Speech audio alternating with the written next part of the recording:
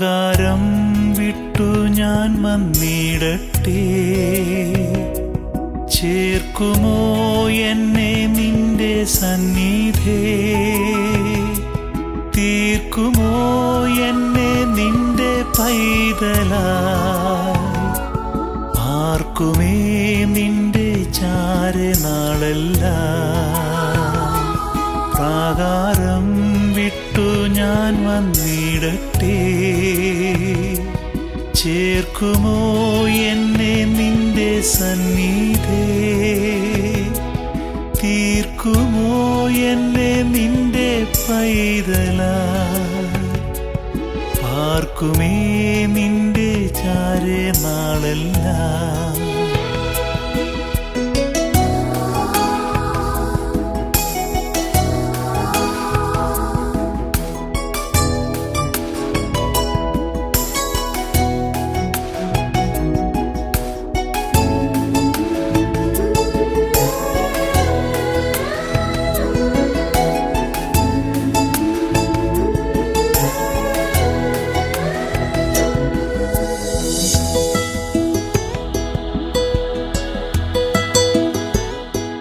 പാപിയായി ഞാൻ ഉഴന്നിഹത്തിൽ, ജീവനായി ഞാൻ ഓടി വലഞ്ഞു, ഒരുക്കി നീ എനിക്കായി സങ്കേതം, വരുന്നു ഞാൻ നിന്നഗരമതിൽ. പാപിയായി ഞാൻ ഉഴന്നിഹത്തിൽ, ജീവനായി ഞാൻ ഓടി വലഞ്ഞു, ഒരുക്കി നീ എനിക്കായി സങ്കേതം, വരുന്നു ഞാൻ നിന്നഗരമതിൽ.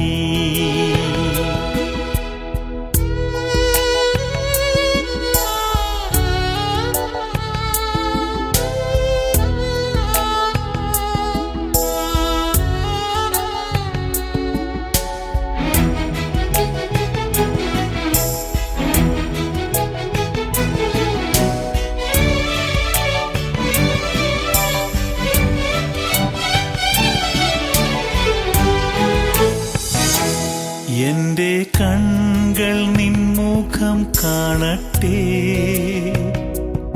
എന്റെ കൈകൾ നിൻവേല ചെയ്യട്ടെ, എന്റെ കാൽകൾ നിൻ പാതയോടട്ടെ,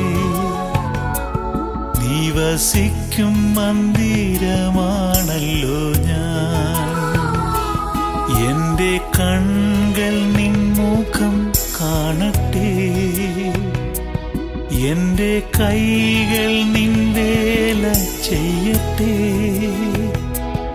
എന്റെ കാൽകൾ നിൻ പാതയോടട്ടെ, നീ വസിക്കും മന്ദിരമാണല്ലോ ഞാൻ. പ്രാകാരം വിട്ടു ഞാൻ വന്നിടട്ടെ, ചേർക്കുമോ എന്നെ നിന്റെ സന്നിധേ, തീർക്കുമോ എന്നെ നിന്റെ പൈതലായി, ആർക്കുമേ നിന്റെ ചാരനാളെല്ലാം.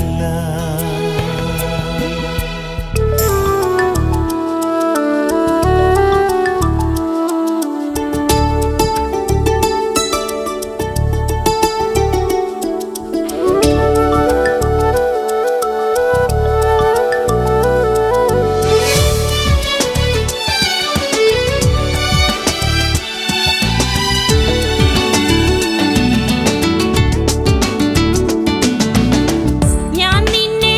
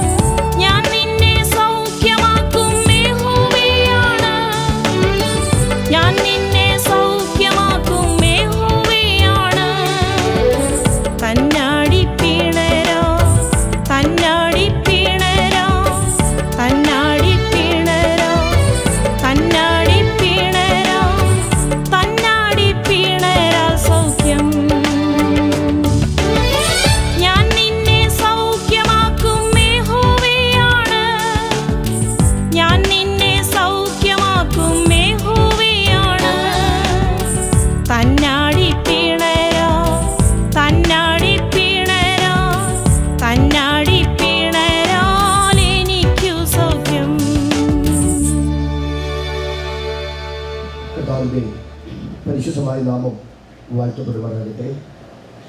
അനുഗ്രഹീതമായ ഈ രാത്രിക്കായ ദൈവത്തിന് സ്തോത്രം ചെയ്യുന്നു. നാം കർത്താവിൻ്റെ കൃപയിൽ ആഗ്രഹിച്ച് തീരുമാനിച്ച നമ്മുടെ സുവിശേഷ യോഗങ്ങളുടെ സമാപന രാത്രിയിൽ ദൈവസന്നിധിയിലായിരിക്കാൻ ദൈവം തന്ന മഹനീയമായ അവസരത്തിനായിട്ട് ദൈവത്തിന് സ്തോത്രം ചെയ്യുന്നു. ജെയിംസ് സ്കൂൾ ഓഫ് മിനിസ്ട്രിയുടെ പ്രിൻസിപ്പാളായി സേവനമനുഷ്ഠിക്കുന്ന യോഗ സംഘാടകരിൽ ഒരാളായ ബഹുമാന്യനായ കർത്താവിൻ്റെ ദാസൻ പാസ്റ്റർ PC ചാണ്ടി അവരുടെ ദൈവത്തിൻ്റെ കുടുംബം, അവരെ ഓർത്ത് അവരുടെ പ്രവർത്തനങ്ങളെ ഓർത്ത് ദൈവത്തിന് സ്തോത്രം ചെയ്യുകയും കർത്താവ് അവരെ ധാരാളം അനുഗ്രഹിക്കട്ടെ എന്ന് ആത്മാർത്ഥമായി പ്രാർത്ഥിക്കുകയും, ഒത്തിരി ബദ്ധപ്പാടുകളും ജോലി തിരക്കുകളും ഒക്കെ ഉള്ളപ്പോൾ തന്നെ ദൈവവചന പഠനത്തിനായി വിലപ്പെട്ട സമയം മാറ്റിവെക്കുന്ന അനുഗ്രഹീതരായ സഹോദരി സഹോദരന്മാരെ ഓർത്ത് ഞാൻ കർത്താവിന് സ്തോത്രം ചെയ്യും. യേശുവിനോടും ദൈവവചനത്തോടും നിങ്ങൾ കാണിക്കുന്ന പ്രതിബദ്ധതയ്ക്ക് സർവശക്തനായ ദൈവം നിങ്ങൾക്ക് ധാരാളം പ്രതിഫലം തരട്ടെ എന്ന് ഈ പ്രിയപ്പെട്ടവരോട് ഒരുമിച്ച് ഞാനും നിങ്ങളെ ആശംസിക്കുകയും യേശുവിൻ്റെ നാമത്തിൽ നിങ്ങളെ അനുഗ്രഹിക്കുകയും ചെയ്യുന്നു. നമ്മുടെ പ്രിയപ്പെട്ടവരെ ഓർത്ത് നമ്മുടെ കരങ്ങൾ ഉയർത്തി നന്ദിയുടെ ഹൃദയത്തോടെ കർത്താവിനെ സ്തോത്രം ചെയ്യുക. ദൈവത്തെ അനുഗ്രഹിക്കട്ടെ. വിശേഷാൽ ഈ പ്രാദേശിക സഭയുടെ ചുമതല വഹിക്കുന്ന ബഹുമാന്യനായ കർത്താവിൻ്റെ ദാസൻ, ദൈവത്തെ ഓർത്ത് ദൈവത്തിന് സ്തോത്രം ചെയ്യുന്നു. ഈ രാത്രി ഇവിടെ സന്നിഹിതരായിരിക്കുന്ന ബഹുമാന്യരും ആദരണീയരുമായ കർത്താവിൻ്റെ ദാസന്മാരുണ്ട്, ഒട്ടനവധി പേരുണ്ട്. അതുകൊണ്ട് ഒറ്റ വാചകത്തിൽ അവരുടെ എല്ലാം പേരൊന്ന് പറഞ്ഞ് വന്ദനം പറയുകയാണ്. കർത്താവിൻ്റെ ദാസൻ pastor Varghese John, Achoi Mathew, Jacob John pastor, KV Abraham pastor, Samuel John pastor, Oommen Jacob pastor, doctor Babu Thomas, Joy P Oommen pastor, Jacob Abraham pastor, Rajan Kunju pastor, Thomas Kittangalil pastor, Jiji Paul, എല്ലാവരെയും ഓർത്ത് കർത്താവിന് സ്തോത്രം ചെയ്യുന്നു. മറ്റ് ഇന്ന് രാത്രി ഇവിടെ സന്നിഹിതരായിരിക്കുന്ന മാതാപിതാക്കൾ, സഹോദരി സഹോദരന്മാർ, കുഞ്ഞുങ്ങൾ, ഇവിടെ വളരെ അനുഗ്രഹിക്കപ്പെട്ട ഗാനങ്ങൾ ആലപിക്കുന്ന സഹോദരങ്ങൾ, എല്ലാവരെയും ഓർത്ത് ദൈവത്തിന് സ്തോത്രം ചെയ്യുന്നു. ഒരു 25 ദിവസത്തേക്കിന് ഈ പ്രാവശ്യം അമേരിക്ക സന്ദർശിക്കാൻ ദൈവം ഒരു അവസരം തന്നു. ചിക്കാഗോയിൽ 3 ദിവസം, ഹൂസ്റ്റണിൽ 3 ദിവസം, ന്യൂയോർക്കിൽ 3 ദിവസം, ഒക്ലഹോമയിൽ 3 ദിവസം, ഡാലസിൽ 3 ദിവസം. കർത്താവിൻ്റെ വരവിന് താമസമെങ്കിൽ 25-ാം തീയതി മടങ്ങി പോവുകയാണ്. ദൈവത്തിന് സ്തോത്രം. ഒരു പ്രാവശ്യം കൂടെ ഈ രാജ്യത്ത്, ഈ പ്രാവശ്യം ഞാൻ വരാൻ ഒട്ടും ആഗ്രഹിച്ചതല്ല. PC ചാണ്ടി പാസ്റ്റർ പല പ്രാവശ്യം വിളിച്ച് ഈ പ്രാവശ്യത്തെ യാത്ര ഒഴിവാക്കാൻ അശ്രാന്ത പരിശ്രമം നടത്തി. എന്നാൽ ഇന്ന് വരെയുള്ള ശുശ്രൂഷയിൽ എനിക്കൊരു കാര്യം മനസ്സിലായി. ഇത് ദൈവത്തിൻ്റെ പദ്ധതിയായിരുന്നു, ഇത് ദൈവത്തിൻ്റെ ഹിതമായിരുന്നു. ദൈവഹിതത്തിന് നിന്നു കൊടുക്കുകയെ നമ്മെ കൊണ്ട് നിവർത്തിയുള്ളൂ. ദൈവത്തിൻ്റെ വലിയ പദ്ധതിക്കും ഈ ശുശ്രൂഷ എനിക്ക് വേണ്ടി ഈ യോഗ സംഘാടനം ഒരുക്കി തന്നത് ഓർത്ത് ദൈവത്തിന് സ്തോത്രം ചെയ്യുന്നു. വിശേഷാൽ പ്രിയ ജെയിംസിന്റെ വീട്ടിലാണ് കഴിഞ്ഞ 3 ദിവസമായിട്ട് പാർത്തത്. ആ വാത്സല്യ കുടുംബം എന്നോട് കാണിച്ച എല്ലാ ഔപചാരികമായ എല്ലാ ആതിഥ്യ മര്യാദകൾക്കും ഞാൻ ദൈവത്തിന് സ്തോത്രം ചെയ്യുന്നു. ഇവിടെ ബൈബിൾ സ്കൂളിനെ കുറിച്ചും പ്രവർത്തനത്തെ കുറിച്ചും ഒക്കെ ധാരാളം പറഞ്ഞു. ഇനി ഞാനും കൂടെ പറഞ്ഞാലേ അതൊരു അധിക പ്രസംഗമാകാനായിട്ട് സാധ്യതയുണ്ട്. അതുകൊണ്ട് ഇന്ന് രാത്രി ആ മേഖലയിലോട്ടൊന്നും കടക്കാൻ ഞാൻ ആഗ്രഹിക്കുന്നില്ല. എന്നാലും 1 മിനിറ്റ് ഞാൻ എടുക്കുക കേട്ടോ. ആ ഭാഗത്തിൽ വചനം പഠിക്കണം. നിങ്ങൾക്ക് വചനം പഠിക്കാൻ ദൈവം തരുന്ന അവസരം നന്നായി വിനിയോഗിക്കണം. വചനം പഠിക്കേണ്ടതിന്റെ ആവശ്യകത ഈ കാലഘട്ടത്തിൽ വർദ്ധിച്ചിരിക്കുക. ധന്യനായ പൗലോസ് തിമോഥെയോസിന് എഴുതിയ 2-ാമത്തെ ലേഖനം 3-ാം അധ്യായം 13-ാമത്തെ വാക്യം, ദുഷ്ട മനുഷ്യരും മായാവികളും വഞ്ചിച്ചും വഞ്ചിക്കപ്പെട്ടും കൊണ്ട് മേൽക്കുമേൽ ദോഷത്തിൽ മുതിർന്നു വരും. നീയോ ഇന്നവരോട് പഠിച്ചു എന്നോർക്കുകയും ക്രിസ്തുയേശുവിലുള്ള വിശ്വാസത്താൽ നിന്നെ രക്ഷയ്ക്ക് ജ്ഞാനിയാക്കുവാൻ മതിയായ തിരുവെഴുത്തുകളെ ബാല്യം മുതൽ നീ അറിയുകയും ചെയ്യുന്നത് കൊണ്ട് നീ പഠിച്ചും നിശ്ചയം പ്രാപിച്ചും ഇരിക്കുന്നതിൽ നിലനിൽക്കാം. ദൈവത്തിന് സ്തോത്രം.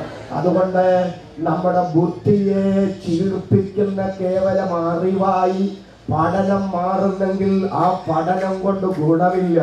നമ്മുടെ ജീവിതത്തിൽ നാം പഠിക്കുന്ന കാര്യങ്ങൾ പ്രായോഗിക ജീവിതത്തിൽ കൊണ്ടുവരാൻ കഴിഞ്ഞാൽ അതുകൊണ്ട് പ്രയോജനമുണ്ട്. എത്ര പേർക്ക് മനസ്സിലായി? കരമുയർത്തി ഒരിക്കൽ കൂടി നന്ദിയോടെ കർത്താവിന് സ്തോത്രം പറയാം. പൗലോസ് തിമോഥെയോസിനെ ഉദ്ബോധിപ്പിക്കുന്നത് വായന, പ്രബോധനം എന്നിവയിൽ ഒട്ടിയിരിക്കണമെന്ന്. ഞാൻ പലപ്പോഴും ഓർക്കാറുണ്ട്.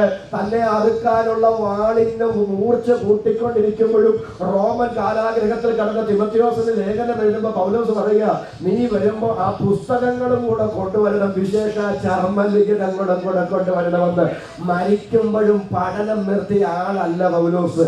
മരിക്കുന്നിടം വരെ വായനാശീലമുള്ള മനുഷ്യനായിരുന്നു പൗലോസ്. അതുകൊണ്ട് മുട്ടോളജി മാത്രം പോരാ, പഠനം കൂടെ വേണം. അത് നല്ലതാണ്. എത്ര പേർക്ക് നന്ദിയോടെ കർത്താവിന് സ്തോത്രം പറയാൻ പറ്റും? ഒരിക്കൽ കൂടെ നന്ദിയോടെ സ്തോത്രം പറയാം. അതുകൊണ്ട് ഇവരുടെ പ്രവർത്തനത്തെ ഒക്കെ ദൈവം അനുഗ്രഹിക്കട്ടെ. ഒരിക്കൽ കൂടെ സമയമില്ലാത്തതുകൊണ്ട് ഇങ്ങനെ പറയാനേ നിവൃത്തിയുള്ളൂ. നിങ്ങളെ ദൈവം അനുഗ്രഹിക്കട്ടെ. എനിക്ക് ഒന്നാമതേ അല്പം സ്പീഡ് കൂടുതലുള്ള ആളാ. സമയം കൂടെ ഇല്ലാതെ വരുമ്പോൾ കണ്ടവാനും വെപ്രാളം ഉണ്ടാവും. അതുകൊണ്ട് ഇന്ന് രാത്രി വളരെ ശാന്തമായി ദൈവം ഈ 3 ദിവസം നിങ്ങളോട് പറയാൻ എനിക്ക് തന്ന സന്ദേശത്തിന്റെ മറ്റൊരു ഭാഗത്തേക്ക് പോയി ഇന്ന് രാത്രി ഞാൻ എന്റെ വാക്കുകൾക്ക് വേഗത്തിൽ പരിസമാപ്തി കുറിച്ചുകൊള്ളാം. ദൈവത്തിന്റെ സ്തോത്രം. നമ്മൾ ആരംഭ ദിവസം വായിച്ച വാക്യത്തിന്റെ മറ്റൊരു ഭാഗത്തേക്ക് ഇന്ന് രാത്രി ഞാൻ കടന്നു വരികയാണ്. മനുഷ്യൻ പ്രാണനെ വിട്ടാൽ പിന്നെ അവൻ എവിടെ? കഴിഞ്ഞ 2 ദിവസം മനുഷ്യൻ പ്രാണനെ വിട്ടാൽ പിന്നെ അവൻ എവിടെ എന്ന ആ ചിന്ത ഹ്രസ്വമായി കമ്പിവാചകങ്ങൾ നമ്മൾ ചിന്തിച്ചു. കടൽ പോലെ പരന്നു കിടക്കുന്ന ആ ഭാഗം ദൈവം എനിക്ക് തന്ന പരിമിതമായ സമയത്തിന്റെ ഉള്ളിൽ നിങ്ങൾക്ക് എത്രമാത്രം വിശദീകരിച്ചു തരാമോ അത്രമാത്രം വിശദീകരിച്ചു തന്നിട്ടുണ്ട്. യോബിന്റെ പുസ്തകം 14-ാം അധ്യായത്തിന്റെ 10-ാം വാക്യത്തിന്റെ 2-ാം ഭാഗമാണ് നാം അവിടെ ചിന്തിച്ചത്. അന്ന് വേറൊരു വാക്യം കൂടെ വായിച്ചിരുന്നു. അതുകൊണ്ട് ഇന്ന് രാത്രി പരിമിതമായ സമയത്തിന്റെ ഉള്ളിൽ നിങ്ങളുടെ അകത്ത് തന്നെ ഞാൻ ചിന്ത നിർത്തിക്കൊള്ളാം. 14-ാമത്തെ വാക്യത്തിന്റെ 1-ാമത്തെ ഭാഗം ഇതാണ്: മനുഷ്യൻ മരിച്ചാൽ വീണ്ടും ജീവിക്കുമോ? കരമുയർത്തിവരികൾ കൂടെ നന്ദിയോടെ കർത്താവിന് സ്തോത്രം ചെയ്യുക. 1-ാമത്തെ ചോദ്യം ഇതായിരുന്നു: മനുഷ്യൻ പ്രാണനെ വിട്ടാൽ പിന്നെ അവൻ എവിടെ? 2-ാമത്തെ ചോദ്യം ഇതാണ്: മനുഷ്യൻ മരിച്ചാൽ വീണ്ടും ജീവിക്കുമോ? 2 തെളിവുകൾ അതിന് ഉപോത്ബലകമായി പറഞ്ഞ് ഞാൻ എന്റെ വാക്കുകൾ നിർത്താം. മനുഷ്യന്റെ മരണത്തിന്റെ കറുത്ത തിരശീലയ്ക്കപ്പുറത്ത് എന്താണെന്ന് അസന്നിഗ്ധമായി വെളിപ്പെടുത്തി തന്നത് കർത്താവായ യേശു ക്രിസ്തുവാൻ. ധന്യനായ പൗലോസ്ലീഹ 1 കൊരിന്ത്യർ ലേഖനം 15-ാം അധ്യായത്തിൽ ഒരു താത്വികനെ പോലെ നിന്നുകൊണ്ട് വാദപ്രതിവാദ രൂപേണ വിശദീകരിച്ചിരിക്കുന്ന മനോഹരമായ ചിന്തകളുണ്ട്. അന്ന് പൗലോസിന്റെ കാലത്ത് പ്രചുരപ്രചാരം നേടിയിരുന്ന ഗ്രീക്ക് തത്വചിന്താഗതികളിൽ ഒന്നായിരുന്നു എപ്പിക്കൂരിയൻ സിദ്ധാന്തം. 2-ാമത്തേത് യഹൂദ മതവിഭാഗത്തിലെ സാദൂക്യ ചിന്താഗതിക്കാരുടെ ചിന്താഗതികളായിരുന്നു. അവര് പറയുന്നത് മനുഷ്യൻ ആത്മാവില്ല, മരണാനന്തരം ഒരു ജീവിതമില്ല, പുനരുദ്ധാനമില്ല, സ്വർഗമില്ല, നരകമില്ല. ഇതൊക്കെ വാദിച്ച ആ വാദഗതിക്കാരുടെ വാദമുനകളെ യേശുക്രിസ്തുവിന്റെ ഉയർത്തെഴുന്നേൽപ്പെന്ന സനാതന സത്യത്തെ ആസ്പദമാക്കി ധന്യനായ പൗലോസ്ലീഹ ഖണ്ഡിച്ചു കളയുക. ഇന്ന് രാത്രി എത്ര പേർക്ക് സന്തോഷമുണ്ട്? ക്രൈസ്തവ വിശ്വാസത്തിന്റെ ആണിക്കല്ലാണ് യേശുവിന്റെ ഉയർത്തെഴുന്നേൽപ്പ്. അയൽപക്കത്തുകാരൻ പട്ടിണി കിടക്കുമ്പോ വയറ് നിറച്ചു തിന്നുന്ന മനുഷ്യൻ മനുഷ്യനല്ലെന്ന് പറഞ്ഞ മനുഷ്യ പുങ്കുവന്മാർ ഇവിടെ ഒട്ടനവധിയുണ്ട്. ഈ ഭൂമുഖത്ത് ഏതെങ്കിലും ഒരു ജീവി വിശന്നു പൊരിഞ്ഞ് ശ്വാസോച്ഛ്വാസം ചെയ്യുന്നെങ്കിൽ ഈശ്വരന്റെ മുഖത്തു നോക്കി എനിക്ക് മോക്ഷം വേണ്ട എന്ന് തീർത്തു പറയും എന്ന് പറഞ്ഞ ശ്രീബുദ്ധനെ പോലെയുള്ള ആത്മീക ആചാര്യന്മാരുടെ നാടാ നമ്മുടെ നാട്. അവരുടെ ശവക്കൂനകൾ ഈ രാത്രി അടയപ്പെട്ട് കിടക്കുന്നു. എന്തിനേറെ പറയുന്നു, ലോക തൊഴിലാളി വർഗത്തിന്റെ പഴം തൊട്ടി മുതൽ രാഷ്ട്രീയ ആചാര്യന്മാരുടെ തങ്ക തലികയിൽ വരെ വിപ്ലവത്തിന്റെ വിത്ത് വിതച്ച് പ്രത്യയ ശാസ്ത്രത്തിന്റെ വക്താക്കൾ അവരുടെ ശവകുടീരങ്ങളും ഈ രാത്രി അടയപ്പെട്ട് കിടക്കുമ്പോ പാലസ്തീന്റെ പച്ച മണ്ണിൽ തുറക്കപ്പെട്ട ഒരൊറ്റ കല്ലറയുണ്ട്. അതാണ് നസറേയനായ യേശുവിന്റെ കല്ലറ. എത്ര പേർക്ക് സന്തോഷത്തിന്റെ കരമുയർത്തി ഒരിക്കൽ കൂടി ശക്തിയോടെ സ്തോത്രം ചെയ്യുക. ആ തുറക്കപ്പെട്ട കല്ലറ മനുഷ്യവർഗത്തിന് കൊടുത്ത ഒട്ടനവധി ഉറപ്പുകളുണ്ട്. എല്ലാ ഉറപ്പിലേക്ക് ഞാൻ പോകുന്നില്ല. എങ്കിലും വേദ വിദ്യാർത്ഥികൾക്കൊന്ന് ചൂണ്ടുപലകയായി സൂചിപ്പിച്ചു പോകാം. യേശുവിന്റെ 1-ാമത്തെ ഉയർപ്പ് മനുഷ്യവർഗത്തിന് കൊടുത്ത ഉറപ്പ്. യേശു ദൈവമാണെന്നുള്ള ഉറപ്പ്. റോമാലേഖനം 1:5 ജഗം സംബന്ധിച്ച് ദാവീദിന്റെ സന്തതിയായി ജനിക്കുകയും വിശുദ്ധിയുടെ ആത്മാവ് സംബന്ധിച്ച് മരിച്ചവരുടെ ഇടയിൽ നിന്ന് ഉയർത്തെഴുന്നേൽക്കുകയാൽ ദൈവപുത്രനെന്ന് ശക്തിയോടെ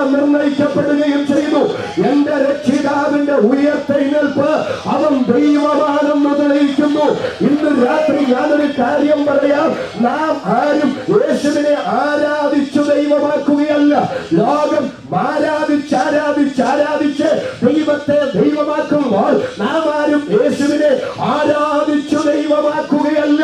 അവൻ ദൈവമായതുകൊണ്ട് ഈ രാത്രിയിൽ നാം അവനെ ആരാധിക്കുകയാണ്. എത്ര പേർക്കത് മനസ്സിലാകുന്നു? അവർ കരം ഉയർത്തി ഒരിക്കൽ കൂടി ഈ രാത്രി ദൈവത്തെ സ്തുതിക്കുക. യേശുവിനെ നാം ആരാധിച്ചു ദൈവമാക്കുകയല്ല, അവൻ ദൈവമായതുകൊണ്ട് നാം അവനെ ആരാധിക്കുക. പൗലോസ് പറയുന്ന പദങ്ങൾ എനിക്ക് എന്ത് ഇഷ്ടമെന്നറിയോ? അതിൽ പെരുത്ത സന്തോഷമുള്ള ഒരു ഭാഗമുണ്ട്. അവൻ ആര്? കർത്താവായ യേശു ക്രിസ്തു സർവത്തിനും മീതെ എന്നേക്കും ദൈവമായി വാഴ്ത്തപ്പെട്ടവൻ. ആമേൻ. എന്തുകൊണ്ട് യേശു എന്നേക്കും ദൈവമായി വാഴ്ത്തപ്പെട്ടവൻ? അവൻ ഉയർത്തെഴുന്നേറ്റതുകൊണ്ട് അവൻ ദൈവം. അത് വിശ്വാസത്താൽ അംഗീകരിക്കാൻ ഭാഗ്യം കിട്ടിയ ദൈവമക്കളുടെ കരം ഒരിക്കൽ കൂടെ യേശുവിന്റെ ഉയർത്തെഴുന്നേൽപ്പ് മനുഷ്യവർഗത്തിന് കൊടുക്കുന്ന രണ്ടാമത്തെ ഉറപ്പിത് അപ്പോസ്തല പ്രവൃത്തി 17:31 വീട്ടിൽ ചെന്ന് വായിച്ചാൽ മതി. താൻ നിയമിച്ച പുരുഷൻ മുഖാന്തരം ലോകത്തെ നീതിയിൽ ന്യായം വിധിപ്പാൻ അവൻ ഒരു ദിവസത്തെ നിശ്ചയിച്ചു. യേശു ക്രിസ്തുവിനെ മരിച്ചവരുടെ ഇടയിൽ നിന്ന് ഉയർത്തെഴുന്നേൽപ്പിച്ചതിനാൽ സകല മനുഷ്യർക്കും അതിന്റെ ഉറപ്പ് നൽകിയിരിക്കുന്നു. യേശുവിന്റെ ഉയർത്തെഴുന്നേൽപ്പ് മനുഷ്യവർഗത്തിന് കൊടുത്ത രണ്ടാമത്തെ ഉറപ്പ് നിന്റെ തലയ്ക്ക് മുകളിൽ ഒരു ന്യായവിധി ഉണ്ട് എന്നുള്ളതിന്റെ ഉറപ്പാണ്. എത്ര പേർക്കത് മനസ്സിലാകുന്നു? അവർക്കായി രാത്രി ഞാൻ ദൈവത്തെ സ്തുതിക്കുന്നു. അടുത്ത പദത്തിലേക്ക് വളരെ വേഗത്തിൽ പൗലോസ്ലീഹ യേശുക്രിസ്തുവിന്റെ ഉയർത്തെഴുന്നേൽപ്പെന്ന സനാതന സത്യത്തെ ആസ്പദമാക്കി 1 കൊരിന്ത്യർ ലേഖനം 15-ാം അധ്യായത്തിൽ ചില ചോദ്യങ്ങൾ ചോദിക്കുന്നുണ്ട്. യേശു ക്രിസ്തു ഉയർത്തെഴുന്നേറ്റിട്ടില്ലെങ്കിൽ ഞങ്ങളുടെ പ്രസംഗം വ്യർത്ഥം. അതിനൊരു മറുസൈഡില്ലേ? യേശു ഉയർത്തെഴുന്നേറ്റതുകൊണ്ട് നമ്മുടെ പ്രസംഗം വ്യർത്ഥമല്ല. ദൈവത്തിന് നന്ദി. രണ്ടാമത് പൗലോസ് ചോദിക്കുന്നു, യേശു ക്രിസ്തു ഉയർത്തെഴുന്നേറ്റിട്ടില്ലെങ്കിൽ നിങ്ങളുടെ വിശ്വാസം വ്യർത്ഥം. അതിനും ഒരു മറുസൈഡുണ്ട്. യേശു ഉയർത്തെഴുന്നേറ്റതുകൊണ്ട് നമ്മുടെ വിശ്വാസം വ്യർത്ഥമല്ല. എത്ര പേർക്ക് ഉറപ്പുണ്ട്? അവർക്ക് ഇന്ന് രാത്രി ഞാൻ ദൈവത്തിന് സ്തോത്രം ചെയ്യുന്നു. അമേരിക്കയിലിരിക്കുന്ന നിങ്ങളെ കാണുമ്പോൾ ഇന്ന് രാത്രി എനിക്ക് ഒത്തിരി സന്തോഷമുണ്ട്. അതിനൊരു സ്തോത്രം പറഞ്ഞ അതെന്നാന്നറിയാമോ? നമ്മുടെ പിതാക്കന്മാരൊക്കെ ദൈവത്തെ സേവിക്കാൻ ഇറങ്ങി. അന്ന് അവർക്ക് കോൺക്രീറ്റ് ബിൽഡിങ്ങുകളൊന്നും ആരാധനയ്ക്കുണ്ടായിരുന്നില്ല. ഓലവേഞ്ഞ ഷെഡുകൾ, ചാണകം മെഴുകിയ തറ, അതിൻ്റെ അകത്ത് മുഴുവൻ കുണ്ടും കുഴിയും, അതിൻ്റെ അകത്ത് മുട്ടുകുത്തി അവർ ദൈവത്തെ ആരാധിച്ചു. അന്ന് ബുദ്ധിയുള്ള നാട്ടുകാര് മൂക്കത്ത് വെറുതെ വെച്ചോണ്ട് നമ്മുടെ പിതാക്കന്മാരോട് ചോദിച്ചു, മരിച്ചാൽ എവിടെ കുഴിച്ചിടുക? അന്ന് സെമിത്തേരി ഉണ്ടായിരുന്നില്ല. പെൺകുഞ്ഞുങ്ങളെ എവിടെ വിവാഹം കഴിച്ചു വിടും? ആൺപിള്ളാരെ കിട്ടുമോ? ആൺപിള്ളാർക്ക് എവിടെ നിന്ന് ഭാര്യയെ കിട്ടുക? പെൺപിള്ളാരെ കിട്ടുമോ? മക്കൾക്ക് എങ്ങനെ വിദ്യാഭ്യാസം കൊടുക്കും? മക്കളുടെ ഭാവി എന്താകും? ഉത്തരമില്ലാത്ത ഒത്തിരി ചോദ്യം അവരുടെ മനസ്സിൽ ഉണ്ടായിരുന്നു. കേട്ടോ, മനസ്സിലായോ? എത്ര പേർക്കത് മനസ്സിലാകുന്നുണ്ട്? അന്ന് പെന്തക്കോസ്തുകാർ അധികം ഉണ്ടായിരുന്നില്ല. പെൺകുഞ്ഞുങ്ങളെ കിട്ടാനുണ്ടായിരുന്നില്ല, ആൺകുഞ്ഞുങ്ങളെ കിട്ടാനുണ്ടായിരുന്നില്ല, മരിച്ചാൽ അടക്കാൻ ഇടയുണ്ടായിരുന്നില്ല. ഒരു പുതിയ ആരംഭം, പെന്തക്കോസ്ത് എന്ന പുതിയ ആരംഭം ഒരു മനുഷ്യനും ആ ദേശത്തില്ല. അതിനെക്കുറിച്ച് യാതൊരു ഐഡിയയുമില്ല. അങ്ങനെയുള്ളൊരു കാലഘട്ടത്തിൽ ദൈവമുഖത്തേക്ക് നോക്കി, തമ്പുരാന്റെ കണ്ണിലേക്ക് നോക്കി അവരെ വിശ്വാസത്തിന് വേണ്ടി ഇറങ്ങി തിരിച്ചപ്പോൾ മക്കളുടെ ഭാവി അവർ നോക്കിയില്ല, കുഞ്ഞുങ്ങളുടെ വിവാഹം അവർ നോക്കിയില്ല, കോൺക്രീറ്റ് ബിൽഡിംഗ് അവർ നോക്കിയില്ല, അമേരിക്ക അവരുടെ മനസ്സിൽ ഉണ്ടായിരുന്നില്ല, അവരുടെ പദ്ധതിയിൽ ഉണ്ടായിരുന്നില്ല. എന്നാൽ ഇന്ന് രാത്രി ഞാൻ പറയാം, ഒട്ടനവധി ചോദ്യങ്ങളുടെ നടുവിൽ, നെടുവീർപ്പുകളുടെ നടുവിൽ മക്കളുടെ ഭാവി നോക്കാതെ, മരിച്ചാൽ എവിടെ കുഴിച്ചിടുമെന്ന് ചിന്തിക്കാതെ അറിഞ്ഞ സത്യത്തിലേക്ക് എടുത്തു ചാടാൻ അവരെ പ്രേരിപ്പിച്ച ചേതോവിഹാരം എന്തായിരുന്നു എന്നറിയാമോ? അവർക്ക് ഉറപ്പുണ്ടായിരുന്നു.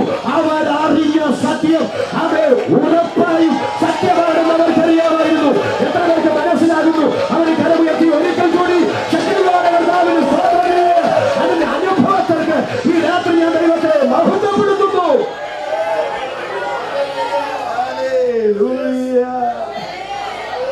നിങ്ങൾ ഭാഗ്യവാന്മാരാ. പെന്തക്കോസ്തിൽ ആരെങ്കിലും ജനിച്ചു വീണിട്ടുണ്ടെങ്കിൽ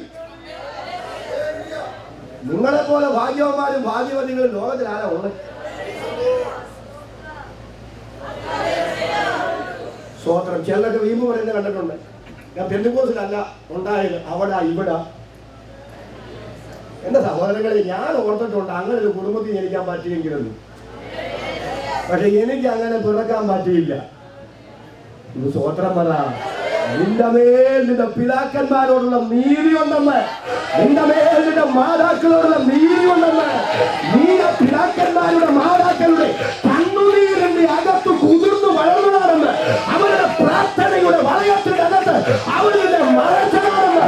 അതുപോലെ ഭാഗ്യം നമ്മുടെ പിതാക്കന്മാരെ ഓർത്ത്, മാതാക്കളെ ഓർത്ത് ഈ രാത്രി സ്വോത്രം പറയാൻ പറ്റുമെങ്കിൽ കരമുയർത്തി ദൈവത്തെ സ്തുതിക്കാം. നന്മ അനുഗ്രഹവും ഉയർച്ചയൊക്കെ ഉണ്ടാകുമ്പോ അപ്പനെ അമ്മയും കൊണ്ട് വൃത്തസാധനത്തിൽ തള്ളരുത്. ഞാൻ പറയുന്നത് വല്ല മനസ്സിലാകുന്നുണ്ടോ? അവരുടെ കണ്ണുനീരിന്റെ നന്മയാണ് നീ അനുഭവിക്കുന്നത്, അവരുടെ പ്രാർത്ഥനയുടെ നന്മയാണ് നീ അനുഭവിക്കുന്നത്.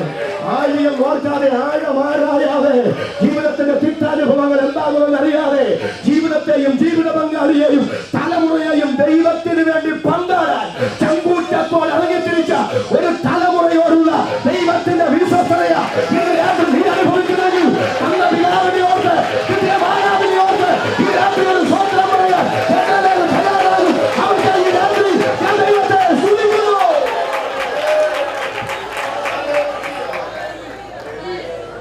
ദൈവത്ര വിശ്വസ്തന, ദൈവം എത്ര വിശ്വസ്തന. ആ വിശ്വസ്തതയ്ക്ക് ഈ രാത്രി ഈ സ്വോത്രം മതിയോ?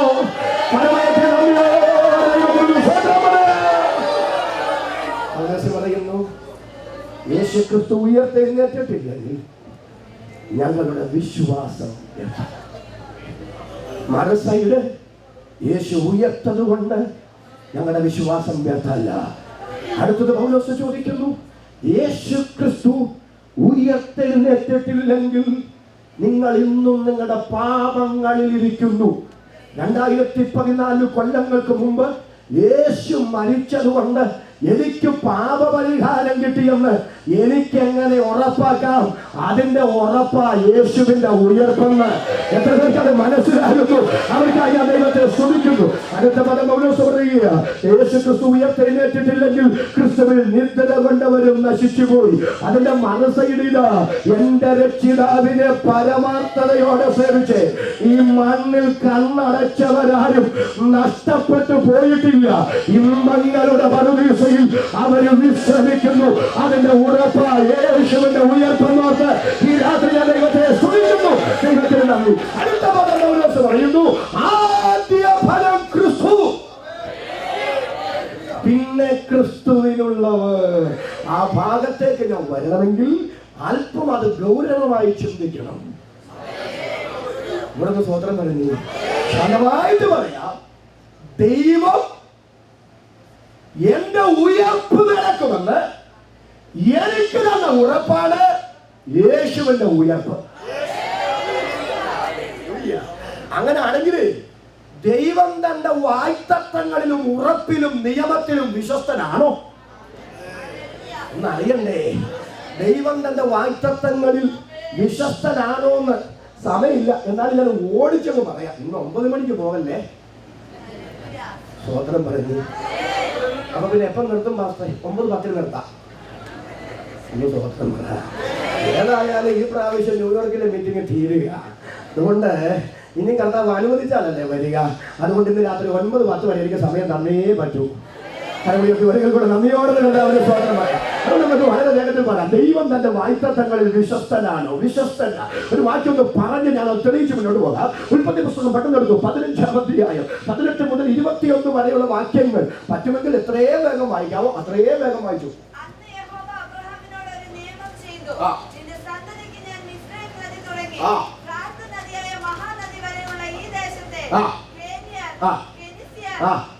മതി, ഇനിയിപ്പോ അത് വായിക്കണ്ട. സഹോദരൻ പറയുന്നത് നോക്കി മതി, നിങ്ങൾ വായിച്ചോണ്ടിരുന്നത് ഞാൻ പ്രസംഗം നോക്കി. ദൈവം അബ്രഹാമിനോടൊരു നിയമം ചെയ്യുക. എന്താ നിയമം ചെയ്യുന്നത്? ദേശത്ത് കാലത്തെ സംബന്ധിച്ചുള്ള നിയമമാണ്. എല്ലാവരും എന്നെ ശ്രദ്ധിക്കണേ. പഴയ നിയമ ഇസ്രായേലിന്റെ വാഗ്ദത്തത്തിന്റെ അടിത്തറയാണ് ഉൽപ്പത്തി പുസ്തകം 15-ാം അധ്യായം.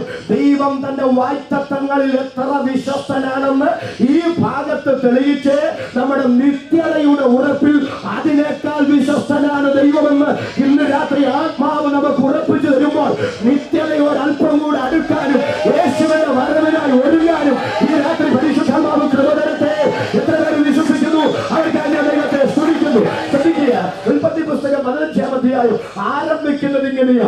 അനന്തരം ദൈവം അബ്രഹാമിനോട് പറയുന്നു. എന്താ പറയുന്ന? 3 കാര്യങ്ങൾ പറയുന്നു.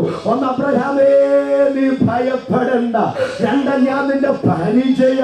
3, ഞാൻ നിന്റെ അതിമഹത്തായ പ്രതിഫലമാ. എന്താ അബ്രഹാമിനോട് അങ്ങനെ പറയാൻ കാരണം? 14-ാം അധ്യായം യുദ്ധമാ.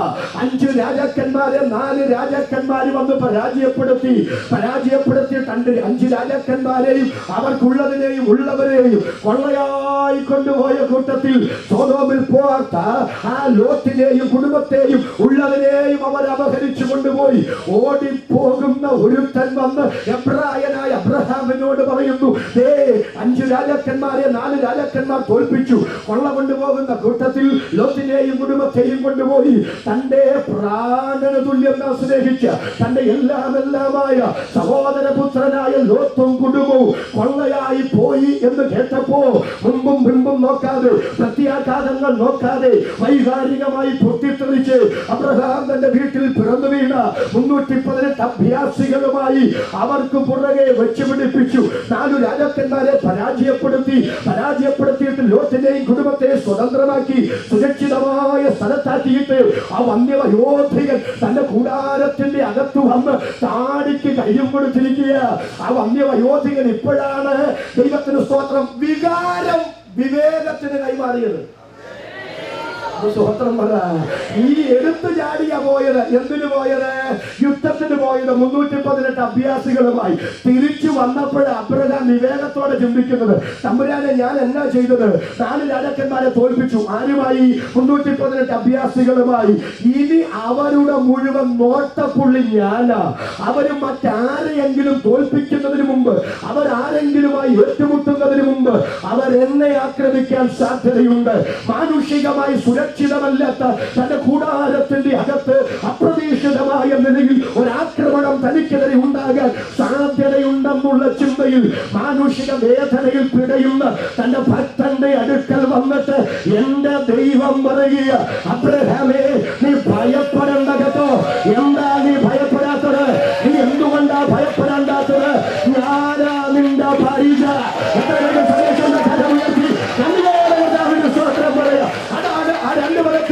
ഒന്ന്, നീ ഭയപ്പെടണ്ട. എന്തുകൊണ്ട് ഭയപ്പെടണ്ട? ഞാനാ നിന്റെ പരിച. മൂന്നാമത്തേതായി എനിക്ക് അല്പം കൂടെ സന്തോഷത്തോടെ തോന്നിയത്, ഞാനാ നിന്റെ അതിമഹത്തായ പ്രതിഫലം. എന്നാ അങ്ങനെ പറയാൻ കാരണം? അബ്രഹാം ഇങ്ങനെ യുദ്ധത്തിൽ ജയിച്ചു വരുമ്പോ സോദോം രാജാവ് അബ്രഹാമിനെ എതിരേറ്റു. എന്നിട്ട് സോദോം രാജാവ് പറയുക, 318 അഭ്യാസികളെ ഇങ്ങോട്ടുള്ള സമ്പത്ത് മുഴുവൻ നീ എടുത്തു. സോദോം രാജാവ് ഓർത്തു 318 അഭ്യാസികളുടെ കഴിവ് കൊണ്ടാ 4 രാജാക്കന്മാരെ. പക്ഷെ സോദോം രാജാവിനുണ്ടാകാതിരുന്ന വെളിപ്പാട് ശാലേം രാജാവിനുണ്ടായി, മൽക്കീസദേക്കിനുണ്ടായി. മൽക്കീസദേക്ക് അബ്രഹാമിനെ അനുഗ്രഹിക്കുമ്പോൾ പറയുക, ദൈവത്തിന്റെ സ്തോത്രം, നിന്റെ ശത്രുക്കളെ നിന്റെ കയ്യിൽ ഏൽപ്പിച്ചു തന്ന ദൈവം 318 അഭ്യാസികളെ കൊണ്ട് നീ വെട്ടിപ്പിടിച്ചതല്ല, തമ്പുരാൻ നിനക്ക് ഏൽപ്പിച്ചു തന്നതാ. ഇന്ന് രാത്രി ഇവിടെ ഇരിക്കുമ്പോഴും നിറകണ്ണുകളോട് പറയണം, എന്റെ ആരോഗ്യം കൊണ്ടും എന്റെ വിദ്യാഭ്യാസം കൊണ്ടും എന്റെ യോഗ്യത കൊണ്ടും ഞാനൊന്നും നേടിയെടുത്തതല്ല. ദൈവത്തിന്റെ കരുണയാൽ, ദൈവത്തിന്റെ കൃപയാൽ എനിക്ക് തന്ന ദാനത്തിന് ഈ രാത്രി സ്തോത്രം സ്തോത്രം എന്ന് പറയാൻ തയ്യാറുള്ളവർ ഉണ്ടെങ്കിൽ അവർ മാത്രം ദൈവത്തിന് സ്തോത്രം. അപ്പൊ സോദോം രാജാവിനോട് അന്നത്തെ കാലത്ത് കോടികളുടെ ഓഫർ കൊണ്ട് സോദോം രാജാവ് കൊടുക്കും. സോദോം രാജാവ് കുശാഗ്ര ബുദ്ധിക്കാരനാ. അവൻ ഓർത്തു, 318 അഭ്യാസികളെ കിട്ടിയ 4 അല്ല 40 പേരെ തോൽപ്പിക്കാൻ വന്നു. അതുകൊണ്ട് പറഞ്ഞ സമ്പത്ത് നീ എടുത്തു, അവരെ ഇങ്ങോട്ട് തന്നേക്കാൻ. വളരെ അബ്രഹാം പറയാം, നീ എന്നെ ധനവാനാക്കി എന്ന് പറയാതിരിക്കാൻ നിന്റെ കയ്യിൽ നിന്ന് ഒരു ചെരുപ്പിന്റെ വാറ് പോലും ഞാൻ വാങ്ങിക്കുകയല്ല. തമ്പുരാന് വേണ്ടി കോടികൾ വേണ്ടെന്ന് വെച്ച് കൂടാരത്തിന്റെ അകത്തു വന്ന ഭക്തനോട് എന്റെ ദൈവം പറയുക, എന്നെ പ്രതി, എന്റെ നാമത്തെ പ്രതി നിന്റെ കൈക്കകത്ത് കൊണ്ടെത്തുന്ന നന്മ വേണ്ടാന്ന് വെച്ച നിന്നെ ലോകം ഒരു മണ്ടൻ എന്ന് പറഞ്ഞേക്കാം. പക്ഷെ ഞാൻ നിന്നോട് പറയാം, നീ ഒരു മണ്ടനല്ല, നീ ഭാഗ്യവാനാ. ഞാനാ നിന്റെ അതിമഹത്തായ പ്രതിഫലം. ഇന്ന് രാത്രി എത്ര പേർക്ക് മനസ്സിലാകുന്നു? എന്റെ തമ്പുരാന് വേണ്ടി നീ എന്തെങ്കിലും വേണ്ടെന്ന് വെച്ചാൽ അത് നിനക്ക് നഷ്ടമല്ല. നിന്റെ മേലും നിന്റെ തലമുറ മേലും അത് നീതിയുടെ പെരുമഴയായി പിടിപ്പിക്കാൻ ഈ രാത്രി സ്വർഗം വിശ്വസ്തനാണെന്ന് വിശ്വസിക്കുന്ന എത്ര പേർ ഇവിടെ ഉണ്ട്? അവർക്കായി ഇന്ന് രാത്രി ദൈവത്തെ സ്തുതിക്കുന്നു.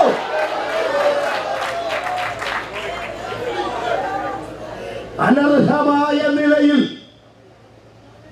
പ്രമാണം വിട്ടുള്ള സമ്പാദ്യങ്ങൾ, സ്വത്രം പറയാമോ? ദൈവകൃപ വിട്ടുള്ള നേട്ടങ്ങൾ നമുക്ക് വേണ്ട. ഒരു കർച്ചിപ്പേ കയ്യിലുള്ളെങ്കിലും അതെന്റെ ദൈവം തന്നതാ. ആരെയും പറ്റിച്ചും കബളിപ്പിച്ചും ഉപായത്താൽ ഞാൻ നേടിയതല്ല, എന്റെ ദൈവം എനിക്ക് തന്നതാണെന്ന് മനസ്സാക്ഷി ആക്ഷേപമില്ലാതെ ഭയം കഴിഞ്ഞാൽ നീ ആ മണ്ണിലെ ഭാഗ്യവാൻ, നീ ആ ഭൂമിയിലെ ഭാഗ്യവതി. എത്ര പേർക്കത് മനസ്സിലാകുന്നു? ഇന്ന് രാത്രി ഓർത്ത് സ്വത്രം പറയാൻ തല ഉയർത്തി ഒരിക്കൽ കൂടി ശക്തമായി രാത്രി ദൈവത്തിൽ തയ്യാറാകട്ടെ. ഇത് അവിടെ നിന്നാ കൊള്ളാകും. അബ്രഹാമിനോട് പറയാം, അബ്രഹാമേ, നീ എനിക്ക് വേണ്ടി വേണ്ട എന്ന് വെച്ചതൊന്നും നിനക്കൊരു നഷ്ടമല്ല. ഞാനാ മോനെ നിന്റെ ആദിമഹത്തായ, ഞാനാണ് തുള്ളിച്ചാടിയത്. അബ്രഹാം അവിടെ പറഞ്ഞു, കർത്താവേ എനിക്ക് അങ്ങ് എന്തോ തരുമെന്ന്. ഇതിൽ കൂടുതൽ എന്നാ ഒരു വാഗ്ദത്തം വേണ്ടേ? അതിമഹത്തായ പ്രതിഫലമാണ് ദൈവം എന്ന് പറഞ്ഞപ്പോ അബ്രഹാം ചോദിക്കുക, അങ്ങനെ എന്തോ തരും? അടുത്ത പദം എന്തോ തന്നാലും അതിന്റെ എല്ലാ അവകാശി രമേശ് എലയാസർ. പച്ച മലയാളത്തിലെ ഗ്രാമീണ ഭാഷയെ പറയട്ടെ. അബ്രഹാം പറഞ്ഞ ഇത്രയേ ഉള്ളൂ, കർത്താവേ പറച്ചിൽ കേൾക്കാൻ തുടങ്ങിയിട്ട് കുറച്ച് നാളായി. മനസ്സിലാകുന്നുണ്ടോ? 12-ാം അധ്യായം തൊട്ട് മോനെ തരാമെന്ന് പറഞ്ഞതാ. ഇനി എനിക്ക് പറച്ചിലല്ല വേണ്ടത്, പറഞ്ഞത് നടത്തി കാണിക്കുക വേണ്ടത്. എനിക്ക് വേണ്ടത് ഒരു മകനെയാ. അങ്ങനെക്ക് എന്തെല്ലാം തന്നാലും അതിന്റെ എല്ലാം അവകാശം രമേശക്കാരനായി എലയാസറ. ഉടനെ ദൈവം പറഞ്ഞു, ഇറങ്ങി വാ, കൂടാരത്തിന് വെളിയിലോട്ട് വാ, മുകളിലോട്ട് നോക്കി നക്ഷത്രങ്ങളെ എണ്ണാൻ പറ്റുമെങ്കിൽ എണ്ണ. അതിന്റെ രണ്ടർത്ഥം പറയാം. ഒന്നാമത്തെ അർത്ഥം ഇത്രയേ ഉള്ളൂ, നീ എന്റെ വാഗ്ദത്തം അവിശ്വസിച്ചാൽ ഞാൻ നിന്നെ നക്ഷത്രം എണ്ണിക്കുന്ന. പിന്നെ ചരിത്രം പഠിച്ചാൽ അങ്ങനെ ഇടയ്ക്കിടയ്ക്ക് നക്ഷത്രം എണ്ണേണ്ടി വന്നു. രണ്ടാമത്തേത്, അത് ഞാൻ ലളിതമായിട്ട് നിങ്ങൾക്ക് ബോറടിക്കാതിരിക്കാൻ പറഞ്ഞതേ ഉള്ളൂ കേട്ടോ. രണ്ടാമത്തേതാണ് എൻ്റെ ശരി. അന്നത്തെ കൂടാരം എന്ന് പറയുന്നത് മൃഗത്തോല് കൊണ്ടുണ്ടാക്കിയ കൂടാരമാണ്. ആ മൃഗത്തോലെ മുഴുവൻ മൃഗത്തിന്റെ വള്ളിയും പുള്ളിയും ഉണ്ട്. അബ്രഹാമേ, നിന്റെ ആ പരിമിതമായ കൂടാരത്തിന്റെ അകത്ത് ആ കൂടാരത്തിലുള്ള മൃഗത്തോലിന്റെ വള്ളിയും പുള്ളിയും ഒന്നും കണ്ടാൽ നിന്നോട് വാക്കു പറഞ്ഞ ഞാനാരാന്ന് നിനക്ക് മനസ്സിലായില്ല. ഞാനാരാന്ന് നീ തിരിച്ചറിയണമെങ്കിൽ പുറത്തു വന്ന് മുകളിലോട്ടൊന്ന് നോക്കണം. അതുകൊണ്ടല്ലേ യിരെമ്യാവ് പറയുക, അയ്യോ ദൈവമായ യഹോവേ, അങ്ങയുടെ മഹാശക്തി കൊണ്ടും അങ്ങയുടെ നീട്ടിയ ഭുജം കൊണ്ടും അങ്ങ് ആകാശത്തെ വിരിച്ചു, അങ്ങ് ഭൂമിക്ക് അടിസ്ഥാനമിട്ടു, അങ്ങനെ സാധ്യമായ ഒന്നുമില്ല.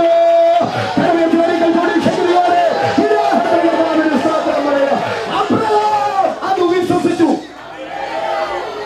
ആകാശത്തിലെ നക്ഷത്രം പോലെ തലമുറയെ തരാമെന്ന് ദൈവം പറഞ്ഞത് അബ്രഹാം വിശ്വസിച്ചു. ദൈവം അത് അവന് നീതിയായി കണക്കിട്ടു. രണ്ടാമത്തേത് നമ്മുടെ ചിന്ത. അടുത്തത് ദൈവം പറയുക, ഈ ദേശം ഞാൻ നിനക്കും നിന്റെ തലമുറയ്ക്കും തന്നിരിക്കുന്നു. സ്വതന്ത്രം പറ. അതിന് അബ്രഹാം തിരിച്ചു പറയുന്ന മറുപടി, യഹോവേ, ഞാനത് എന്തോന്നിനാൽ അറിയും. എന്തോന്നിനാൽ അറിയും എന്ന് പറഞ്ഞാൽ അത് ഒരു അവിശ്വാസമല്ല, പിന്നെ ദൈവത്തെ കുറിച്ചുള്ള തിരിച്ചറിവ്.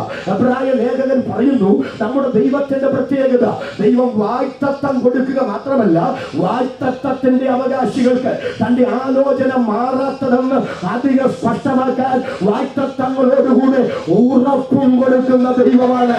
അവിശ്വാസമല്ല. അബ്രഹാമിന് ദൈവത്തെ അറിയാം. എന്റെ ദൈവത്തിന്റെ കയ്യിൽ വായ്പ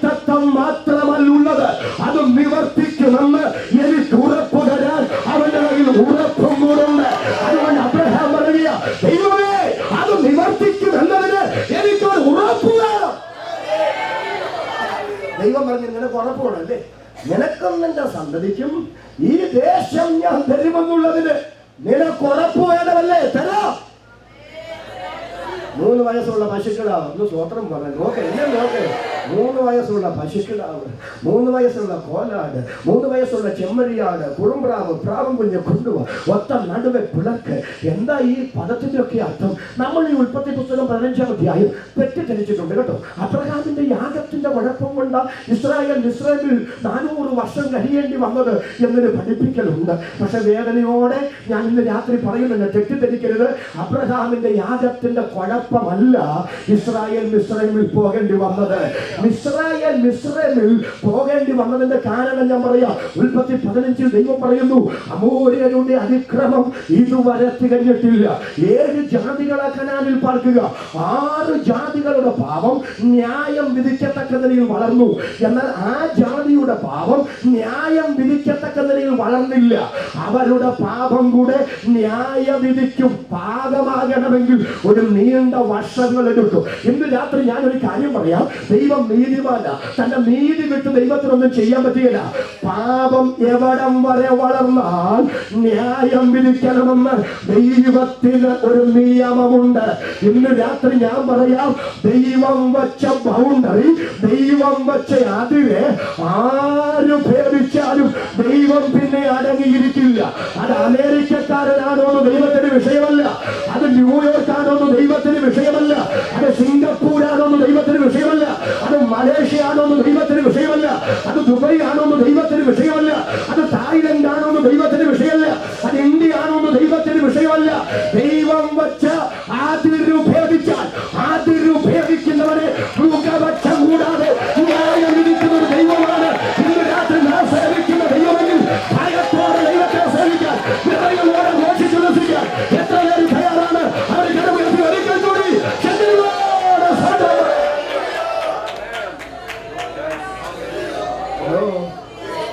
എല്ലാവരും വരുന്നുണ്ട് എൻ്റെ കൂടെ. അതുകൊണ്ട് അവന്റെ പാപം തികയാൻ ഇത്രയും വർഷം കിടക്കും. അതോ ആ സമയം ഒരിടത്താവളമായി കൊടുത്തത് മിസ്രൈൽ. ആവർത്തന പുസ്തകത്തിൽ ദൈവം പറയുന്നുണ്ട്, കനാൻ ദേശം നിനക്ക് നിന്റെ നീതി കൊണ്ട് കിട്ടിയെന്ന് നീ പറയരുത്. നിന്റെ നീതി കൊണ്ടല്ല, ആ ദേശത്ത് വസിച്ച ജനവിഭാഗങ്ങളുടെ അതിക്രമം കൊണ്ട് ദേശം അവരെ ഛർദ്ദിച്ചു കളഞ്ഞത്. നിന്റെ നീതി കൊണ്ടല്ല, അവരുടെ പാപം കൊണ്ടാണ്. അങ്ങനെയാണെങ്കിൽ അബ്രഹാമിന്റെ യാഗത്തിന്റെ കുഴപ്പമല്ല ഇസ്രായേൽ മിസ്രൈമിൽ പോകേണ്ടി വന്നത്. സമയമില്ലാത്തതുകൊണ്ട് ഒത്തിരി നിൽക്കാൻ ഞാൻ ആഗ്രഹിക്കുന്നില്ല. ദൈവം പറഞ്ഞൊരു ഉറപ്പ് വേണമല്ലേ? ഉറപ്പ് തല്ല. കൊണ്ടുപോവാ പശുക്കിടാവിന്, കൊണ്ടുപോവാ കോലാടിന്, കൊണ്ടുപോവാ ആട്ടുകൊറ്റനെ പിളർക്ക്. പഴയ നിയമത്തിലെ ഉടമ്പടികളിൽ ഏറ്റവും ഗൗരവമായ ഉടമ്പടിയാണ് പിളർക്കപ്പെട്ട മൃഗങ്ങളുടെ നടുവിലൂടെ പോയുള്ള ഉടമ്പടി. സമയം കിട്ടുന്നതനുസരിച്ച് ഞാൻ വിശദീകരിക്കാം. പശുക്കിടാവിനെയോ കാളകളെയോ ആട്ടുകൊറ്റന്മാരെയോ കോലാടിനെയോ ഒത്ത നടുവെ പിളർക്കുന്നു.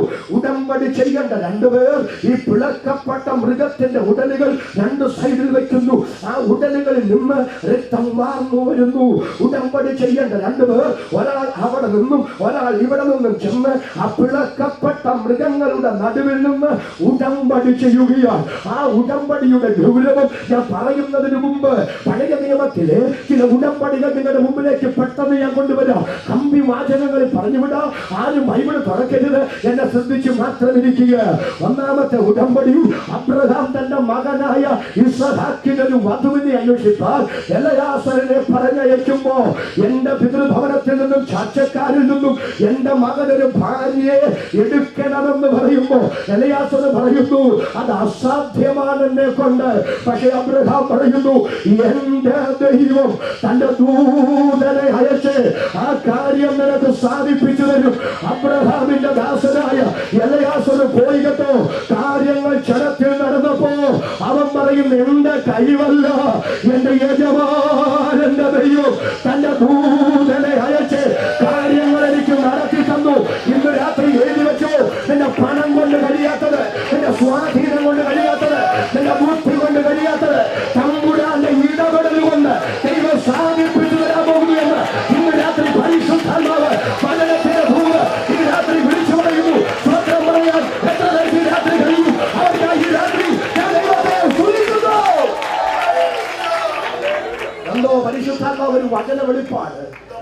ഇന്നു രാത്രി എന്നോട് പറയുന്നു, നിന്നെ കുറിച്ച് ദൈവത്തിനൊരു പദ്ധതി ഉണ്ടെങ്കിൽ ശത്രുവിന്റെ ബുദ്ധിയെ പോലും അഫലമാക്കി നിന്നെ അവിടെ മാനിക്കാൻ എന്റെ ദൈവത്തെ കൊണ്ട് കഴിയും. അവനോട് പറഞ്ഞ വചനത്തിന്റെ ദൂതുക, ശിംശോന്റെ തലമുടിയിലാണ് ശക്തി എന്ന് ഫെലിസ്ത്യർക്കറിയാം. സ്വോത്രം പറ. അതുകൊണ്ടല്ലേ മുടി കത്തിരിച്ച് കളഞ്ഞത്. എന്നിട്ട് അവന്റെ കണ്ണും കുത്തി അവനെ കുരുടനാക്കി മാവകം കുഴച്ചുകൊണ്ടിരിക്കുക. ഈ ശിംശോന്റെ അല്ലേ കണ്ണുപോയിട്ടുള്ളൂ. ഫെലിസ്ത്യരുടെ കണ്ണെല്ലാം ബൾബ്. അവരെല്ലാ ദിവസവും നോക്കേണ്ടതല്ല ശിംശോന്റെ മുടി വളരുന്നുണ്ടോന്നല്ലേ. സ്വോത്രം പറ. കണ്ണേലല്ലല്ലോ നോക്കണ്ടേ, തലയിലല്ലേ നോക്കണ്ടേ, മുടി വളരുന്നോന്നല്ലേ നോക്കണ്ടേ. പക്ഷെ പരിശുദ്ധാത്മാവ് തിരുവഴുത്തിൽ പറയുന്നു, ശിംശോന്റെ മുടി വീണ്ടും വളർന്നു തുടങ്ങി. എവിടെ വളർന്നു തുടങ്ങി? ശിംശോന്റെ ശക്തി തലമുടിയിലാണെന്ന് അറിയാവുന്ന ഫെലിസ്ത്യരുടെ മുമ്പിൽ അവരുടെ കണ്ണു തുറന്നിരിക്കെ അവരുടെ ബുദ്ധിയെ അഫലമാക്കി തന്റെ ദാസന്റെ തലയിൽ തലമുടി വീണ്ടും കിളിപ്പിച്ചെങ്കിൽ ഇന്ന് രാത്രി ഞാൻ പരിശുദ്ധാത്മാവിനോട് പറയുന്ന വചനത്തിന്റെ ദൂത് വിളിച്ചു പറയുന്നു, നിന്നെ മാറിക്കാൻ ദൈവത്തിന് പദ്ധതിയുണ്ടെങ്കിൽ, നിന്നെ ഉപയോഗിക്കാൻ ദൈവത്തിന് പദ്ധതിയുണ്ടെങ്കിൽ, നിന്റെ നാശം കാണാൻ കാത്തു നിൽക്കുന്ന ശത്രുവിന്റെ നടുവിൽ അതിന്റെ ബുദ്ധിയെ അഫലമാക്കി ഈ രാത്രി നിന്നെ മാറിക്കുന്നത് സ്വർഗ്ഗം ഉയരത്തിൽ ജീവിക്കുന്നു എന്ന് ആത്മാവ് മൂന്ന് പറയുന്നു. ഇന്ന് രാത്രി സ്വത്രം പറയാൻ എത്ര പേർ ഇതിനകത്ത് തയ്യാറാണ്? അവർക്കാണ് ഈ രാത്രി ഞാൻ ദൈവത്തെ സ്തുതിക്കുന്നു. സഭയിലല്ലോ എന്ത് ചെയ്യാനായിരിക്കും? തിരിയുന്നുണ്ടോ നിങ്ങൾക്ക്? സ്ലോ ആക്കിയ സംഗതി തീരുകയില്ല, സ്പീഡ് കൂടിയാലോട്ട് തിരിയത്തില്ല. അപ്പൊ പിന്നെ എന്താ ചെയ്യുന്നൊരു ധർമ്മസംഖ്യത. എന്നാലും ഞാനൊന്ന് വിട്ടു പോകുക. ദൈവത്തിന് നീ ഉടനെ അബ്രഹാം പറഞ്ഞു, കാര്യം സാധിപ്പിച്ചു തരുമെന്ന് നീ എനിക്ക് ഉറപ്പ് തരണം. അതാണ് തുടയിൽ കൈവച്ചുള്ള ഉടമ്പടി. എലയാസർ അബ്രഹാമിന് കൊടുത്ത ഉടമ്പടിയാ. അത് അങ്ങോട്ട് പൊക്കോട്ടെ. രണ്ടാമത്തെ ഉടമ്പടി നിങ്ങൾ ഓർക്കുന്നുണ്ടോ? അപ്പന്റെ വീട്ടിൽ നിന്ന് യാക്കോബ് അമ്മാച്ചന്റെ വീട്ടിലേക്ക് ഓടുകയോ. ഓടുന്ന ഓട്ടത്തിന്റെ ഇടയ്ക്ക് ലൂസിൽ വെച്ച് നിവർത്തിയില്ലാതെ കിട്ടിയ കാട്ടുകല്ല് തലയണയായി വെച്ച് കിടന്നുറങ്ങുന്നത്. ഇന്ന് രാത്രി ഞാനൊരു കാര്യം പറയാം കേട്ടോ. നിന്റെ ഹൃദയത്തിന്റെ സ്പന്ദനം അറിഞ്ഞ് നിന്നോട് ഇടപെടുന്ന ഒരു ദൈവം ഉണ്ടെങ്കിൽ അതിന് രാത്രി സേവിക്കുന്ന നമ്മുടെ ദൈവം. എത്ര പ്രാവശ്യം മനസ്സ് തകർന്ന് പ്രാർത്ഥിച്ച് യോഗത്തിന് പോയപ്പോ അന്നത്തെ സന്ദേശം നിന്നോടായിട്ടുണ്ട്. എന്തിനേറെ പറയുന്നു, ഒരു പാട്ടുപാടിയപ്പോ അത് നിന്നോടുള്ള ദൈവത്തിന്റെ ശബ്ദമായി മാറിയിട്ടില്ലേ? ഒരു മെസ്സേജ് വന്നപ്പോ ആ വാക്യം നിന്നോടുള്ള ദൈവത്തിന്റെ ശബ്ദമാക്കി ദൈവം മാറ്റിയിട്ടില്ലേ? നിന്റെ ഹൃദയത്തിന്റെ സ്പന്ദനം അറിഞ്ഞ് ഇടപെടാൻ കഴിയുന്ന ഒരു ജീവനുള്ള ദൈവം ആരാധിക്കുന്ന നമ്മുടെ ദൈവമാണെന്ന് എത്ര ഉറപ്പുണ്ട്? അവർക്കായി ഞാൻ ദൈവത്തെ സ്തുതിക്കുന്നു. എന്നാ പറഞ്ഞു വരുന്നത്? കാട്ടുകളിൽ അങ്ങനെയാന്ന് വെച്ചാൽ തുടങ്ങുമ്പോ അകത്തൊരു വേദനയുണ്ട്. വീട്ടിൽ നിന്നൊരു ശബ്ദം കേട്ടിട്ടാ വന്നെ. എന്നത് ഞാൻ നിന്നെ കൊല്ലൂന്ന്. സ്വോത്രം പറ. ആരോട് പറഞ്ഞു? ചേട്ടൻ അനിയനോട് പറഞ്ഞു, ഏശാവ് യാക്കോബിനോട് പറഞ്ഞു. കിടന്നുറങ്ങുമ്പോൾ അകത്തൊരു വേദന. ഉടനെ നമ്പരാനേ അവനെങ്ങാനും പുറകെ ഉണ്ടെങ്കിൽ ഇവിടെ എന്നെ കാണും, വെട്ടിക്കൊല്ലും. അലറി വിളിച്ചാലും ഓടി വരാൻ ആരില്ല. ആ വേദനയിൽ കിടന്നുറങ്ങുമ്പോഴാ തന്റെ ദാസന്റെ വേദന അറിഞ്ഞ് ദൈവം ഇടപെട്ടത്. ഭൂമിയിൽ നിന്ന് സ്വർഗത്തോളം എത്തുന്ന ഒരു ഗോവണി, അതിലൂടെ ദൈവദൂതന്മാർ കയറുന്നു ഇറങ്ങുന്നു. അർത്ഥം ആരാ പറഞ്ഞ നീ ഒറ്റയ്ക്കാണ്? നീ നിന്റെ അമ്മയുടെ ഊദരത്തിൽ ഉരുവാകുന്നതിന് മുമ്പേ എന്റെ നിത്യപദ്ധതിയിൽ ഞാൻ നിന്നെ കണ്ടതാണെങ്കിൽ നിന്നെ കുറിച്ചുള്ള എന്റെ നിത്യപദ്ധതി ഈ മണ്ണിൽ തികയുന്നത് വരെ നിന്നെ ഒരു ശക്തിയും തൊടാതെ നിന്നെ സംരക്ഷിക്കാൻ എനിക്ക് എന്റെ ദൂതന്മാരുണ്ട്. മനസ്സിലാകുന്നു. തലമടിച്ച് ഒരു നിമിഷം ഈ രാത്രി ദൈവത്തെ ആരാധിച്ച് ഇന്ന് രാത്രി നിനക്കെതിരെ ഏതെങ്കിലും ഭയങ്കര കൂട്ടാൻ ശക്തിയുണ്ടെങ്കിൽ ഈ രാത്രി വിളിച്ചു പറ. എന്റെ പ്രഭുവിന്റെ നിത്യപദ്ധതി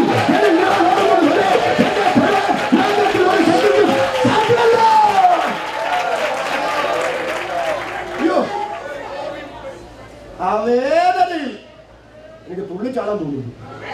ഒരു ഷിഫ്റ്റിനോട്ട് വന്ന് സംരക്ഷിച്ച് മേലോട്ട് പോകുമ്പോ മറ്റേ കൂട്ടർ ഇറങ്ങി വരിക. യാക്കോബ് കാട്ടുകല്ലിലോട്ട് എണ്ണ ഒഴിച്ചു. എനിക്ക് അവിടെ തന്നെ ഒന്ന് നിന്നാ കൊള്ളാമെന്നുണ്ട്. പ്രാർത്ഥിക്കുന്ന പ്രാർത്ഥന കണ്ടു. തിരിച്ചു വരുമ്പോൾ ഒരു വടിയോടുകൂടെയല്ലോ സ്വോത്രം പറഞ്ഞ. അപ്പോൾ ചോദിക്കുന്ന ഉടുതുണിക്ക് മറുപടിയാ, പക്ഷിപ്പാ ധരിക്കാൻ. ആ ഉടുതുണിക്ക് മറുപടിയില്ല. സ്വോത്രം പറ.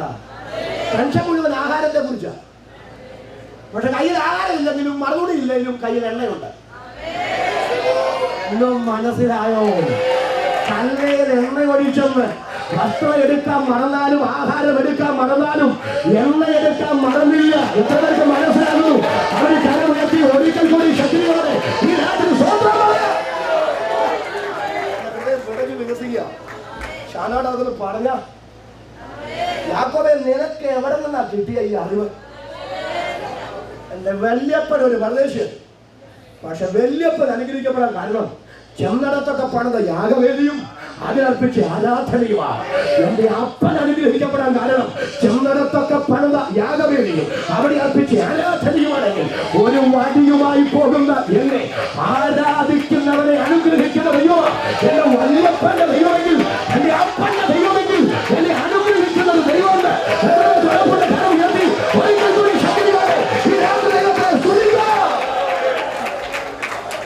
ഞാനൊരു കാര്യം പറഞ്ഞോട്ടെ, ഷാനാടെന്ന് കേട്ടോണേ. യാക്കോബിന് ഇത് കിട്ടിയത് വല്യപ്പന്റെ കയ്യിൽ നിന്നാണ്. ഹലോ, ഇസ്ഹാക്ക് അബ്രഹാമിന് ഉണ്ടാകുമ്പോ അബ്രഹാമിന് 100 വയസ്സ്. കേക്ക്, ഇസ്ഹാക്ക് വിവാഹം കഴിക്കുമ്പോ അവന് 40 വയസ്സ്. അപ്പൊ അബ്രഹാമിന് 140 വയസ്സ്. ഇസ്ഹാക്ക് മക്കളില്ലാതെ ഭാരപ്പെട്ടു, ദൈവത്തോട് പ്രാർത്ഥിച്ചു. 20 കൊല്ലം പ്രാർത്ഥിച്ചു. 10-20 കൊല്ലം അബ്രഹാം പ്രാർത്ഥിച്ചപ്പം ഇടയ്ക്ക് കാട്ടുകഴുതി ഉണ്ടായി. മനസ്സിലായോ? 40 മുതൽ 60 വരെ 20 കൊല്ലം പ്രാർത്ഥിച്ചിട്ടും ഇസ്ഹാക്ക് ആകാത്ത വഴിക്ക് പോയില്ല. എന്നാ പോകാൻ?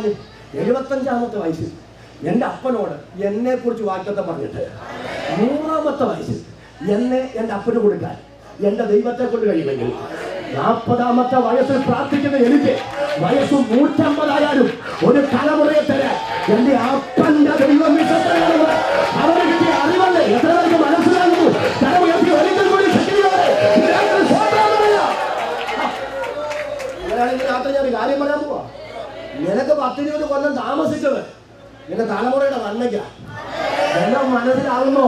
നിന്നോട് വാക്ക് പറഞ്ഞിട്ട് 20 കൊല്ലം താമസിച്ചത് നിന്റെ തലമുറ ക്ഷമയോടെ കാത്തിരിക്കാനാ.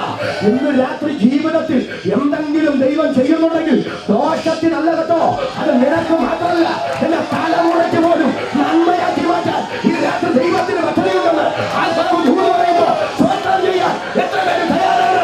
അവർക്ക് ഈ രാത്രി ദൈവത്തെ സ്തുതിക്കുന്നു. അപ്പൊ ഇസ്ഹാക്ക് 60-ാമത്തെ വയസ്സിലെ മക്കളുണ്ടായി. സ്വതന്ത്രം പറഞ്ഞു. അപ്പൊ അബ്രഹാമിന് വയസ്സ് 160. ഹലോ, അബ്രഹാം എപ്പോഴാ മരിച്ചെന്നറിയാമോ? 175-ാമത്തെ വയസ്സിൽ. എല്ലാവരും എന്റെ മുഖത്തോടും നോക്കും. അബ്രഹാം എപ്പോഴാ മരിച്ചേ? 175-ാമത്തെ വയസ്സ്. അപ്പൊ യാക്കോബിന് എത്ര വയസ്സുണ്ട്? സ്വതന്ത്രം പറഞ്ഞേ 15 വയസ്സുണ്ട്. 15 വയസ്സുള്ള കൊച്ചുമോനെ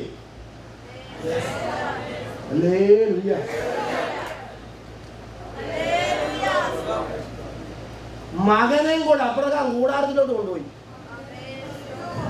എബ്രായ ലേഖനം പറയുക, അബ്രഹാം ഇസ്ഹാക്കിനോടും യാക്കോബിനോടും കൂടെ കൂടാരങ്ങളിൽ പാർക്കുന്നു. ദൈവം ശില്പിയായി നിർമ്മിച്ചതും അടിസ്ഥാനങ്ങളുള്ളതുമായ നഗരത്തിന് വേണ്ടി കാത്തിരുന്നു. എത്ര പേര് മനസ്സിലാക്കുന്നു? കരമേറ്റി ഒരിക്കൽ കൂടി ശക്തിയോടെ ഈ രാത്രി സ്വത്രം പറയാ. ഇന്ന് രാത്രി എന്നോട് ക്ഷമിക്കണം. അടിമറിയെ ഞാൻ പറയുക. അബ്രഹാം മകനെ കൊച്ചുമകനെ പഠിപ്പിച്ചത് സഭാരാഷ്ട്രീയമല്ല. ഇതെല്ലാം മനസ്സിലാകുന്നുണ്ടോ? അബ്രഹാം മകനെ കൊച്ചുമകനെ പഠിപ്പിച്ചത് കുറുക്കു വഴിയിലൂടെ പണം എങ്ങനെ സമ്പാദിക്കാവുന്നല്ല. അബ്രഹാം മകനെ കൊച്ചുമകനെ പഠിപ്പിച്ചത് ലോകത്തിലെ മിടുക്കരാകാൻ എങ്ങനെ പറ്റുമെന്നല്ല. അബ്രഹാം മകനും കൊച്ചുമകനും കൈമാറിയത് നിത്യതയുടെ ദർശനമാണ്. ഈ രാത്രി ഞാൻ പറയാം, നമുക്ക് നഷ്ടപ്പെട്ടിരിക്കുന്നത് ഈ ദർശനമാണെങ്കിൽ ഈ വല്ലാത്ത കാലഘട്ടത്തിൽ നിന്റെ തലമുറ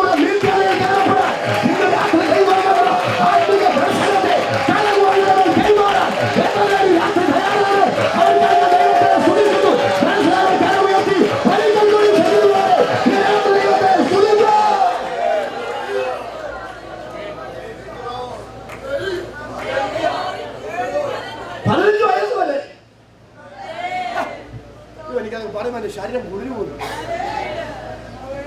എന്റെ കുഞ്ഞു കൂടാരത്തിന്റെ അകത്തിരുന്ന് വിശ്വാസത്തിന്റെ ടെലസ്കോപ്പ് എടുത്ത് മോനോടും പറഞ്ഞു, കൊച്ചുമോനോടും പറഞ്ഞു വരാൻ പറഞ്ഞു, നോക്കിക്കൊള്ളാൻ. വല്യപ്പൻ എന്തിനാ കൂടാരത്തിൽ പാർക്കുന്നറിയോ? കൂടാരത്തിൽ പാർക്കാൻ കാരണമില്ല, ഇതൊക്കെ താൽക്കാലിക. വന്നു കണ്ടോ, എന്തു കണ്ടോ? ദൈവം ശില്പിയായി നിർമ്മിച്ചതും അടിസ്ഥാനങ്ങളുള്ളതുമായ ഒരു നഗരമുണ്ട്. തലമുറ ദൈവത്തെ ആരാധിക്കാൻ അവസരമുണ്ടായത് അവരിൽ ദൈവിക ദർശനം കൈമാറാൻ ഒരു കൂട്ടം പിതാക്കന്മാരുള്ളത് കൊണ്ട്. എത്ര പേർക്ക് രാത്രി മനസ്സിലാകുന്നു? അവർ കരമുയർത്തി ഒരിക്കൽ കൂടി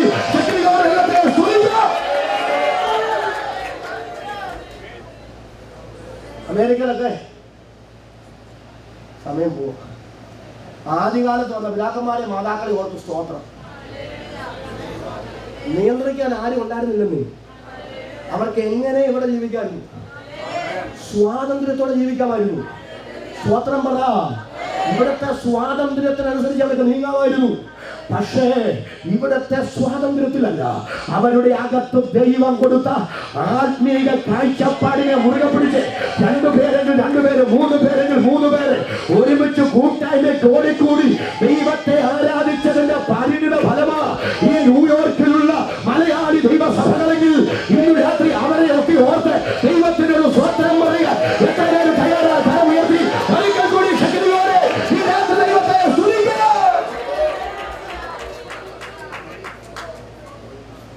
ഈ സഭയുടെ ശുശ്രൂഷകനായിരുന്ന നിത്യതയിൽ വിശ്രമിക്കുന്ന ഈ ശിശുവച്ചാൻ കുര്യാച്ചാൻ പാസ്റ്ററൊക്കെ ഓർത്ത് അവരെ മാത്രമല്ല നമ്മുടെ പിതാക്കന്മാരെ ഓർത്ത് നമ്മുടെ മാതാക്കളെ ഒക്കെ ഓർത്ത് ഈ രാത്രി പറയാമോ? ഹല്ലേലൂയ. $5-10 ഈ നാട്ടിൽ വന്നവരെ കയ്യിൽ എണ്ണ കരുതിയത് കൊണ്ടല്ലേ, അകത്ത് ആത്മീക ദർശനം സൂക്ഷിച്ചത് കൊണ്ടല്ലേ, കൂട്ടായ്മയ്ക്ക് അവർ ഒരുമിച്ച് കൂടിയത് കൊണ്ടല്ലേ, പ്രാർത്ഥനയ്ക്ക് അവർ ഒരുമിച്ച് സമ്മേളിച്ചത് കൊണ്ടല്ലേ ഇന്നു രാത്രിയും ഈ ആലയത്തിന്റെ അകത്ത് പുൽപ്പിറ്റിൽ നിന്ന് പ്രസംഗിക്കാൻ എനിക്ക് അവസരം കിട്ടിയത്. ഇത് കേൾക്കാൻ നമുക്ക് സാവകാശം ഒരുക്കിയത്. ഇന്ന് രാത്രി ദൈവത്തിന് കരമടിച്ച് ഒന്ന് സ്വത്രം പറയാൻ സന്തോഷമുണ്ടെങ്കിൽ കരമടിച്ച് ശക്തിയോടെ രാത്രി അല്പനിമിഷം ദൈവത്തെ ആരാധിക്കുക. ഒരു വ്യക്തിയെ പോലും മൗനമായിരിക്കാതെ ഈ രാത്രി ശക്തിയോടെ ദൈവത്തെ സ്തുതിക്കുക.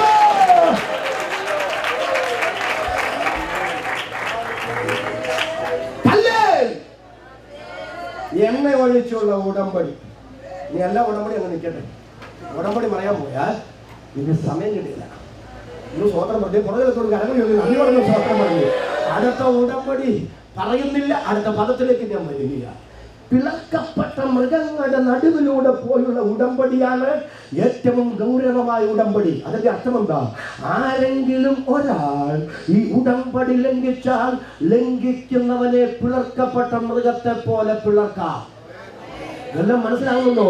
ആ ഉടമ്പടിക്ക് പറയുന്ന പേരാണ് ജീവനെ പണയം വെച്ചുള്ള ഉടമ്പടി. സംശയമുള്ളവര് ആ യിരെമ്യാ പ്രവാചകന്റെ പുസ്തകം ഇപ്പൊ വായിക്കേണ്ട കേട്ടോ. 34-ാം അധ്യായം 18-19 വാക്യങ്ങൾ വീട്ടിൽ ചെന്ന് വായിച്ചാൽ മതി. പ്രവാസത്തിലേക്ക് ജനം പോകേണ്ടി വരുന്നതിന്റെ കാരണങ്ങളെ കുറിച്ച് ദൈവ പ്രവാചകനായ യിരെമ്യാവിലൂടെ പ്രവചിക്കുന്നു. അതിൽ ഒരു ദൂതിതായിരുന്നു. എന്താ ദൂത്? 6 വർഷം അടിമകളെ കൊണ്ട് വേല ചെയ്യിപ്പിക്കണം, 7ാമത്തെ വർഷം അവരെ സ്വതന്ത്രരായി വിട്ടയക്കണം. പക്ഷെ പല വർഷങ്ങളായി അടിമകളെ സ്വതന്ത്രരാക്കാതെ ഇസ്രായേൽ അവരെ അടിമകളാക്കി വെച്ചു. പക്ഷെ പ്രവാചകനിലൂടെ ദൈവം ആ ദൂത് പറഞ്ഞപ്പോൾ ജനത്തിന് മാനസാന്തരമുണ്ടായി. അവര് പറഞ്ഞു, ദൈവമേ, ഞങ്ങൾ ജനത്തെ അടിമകളെ സ്വതന്ത്രരായി വിട്ടയക്കുന്നു. എന്നിട്ട് എന്താ ചെയ്തെന്നറിയാമോ?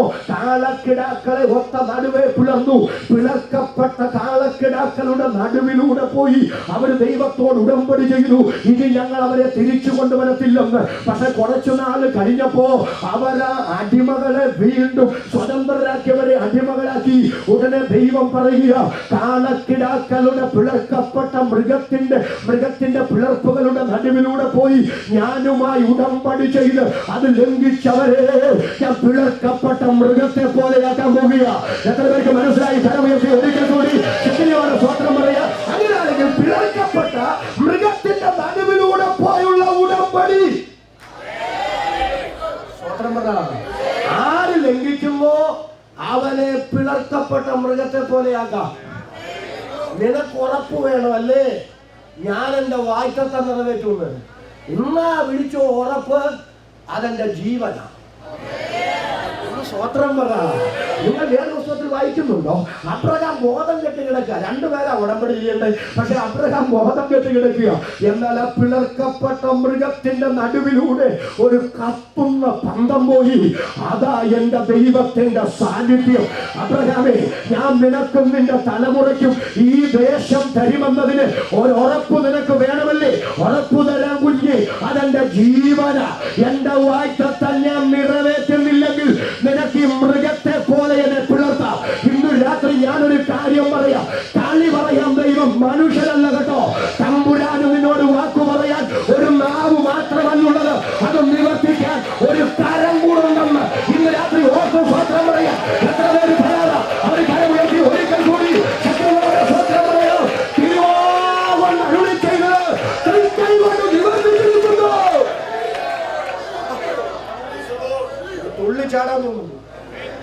തന്റെ ജീവനെ പണയം വെച്ചു ദൈവ അബ്രഹാമിന് കൊടുത്ത വാഗ്ദത്ത ദേശമാകാൻ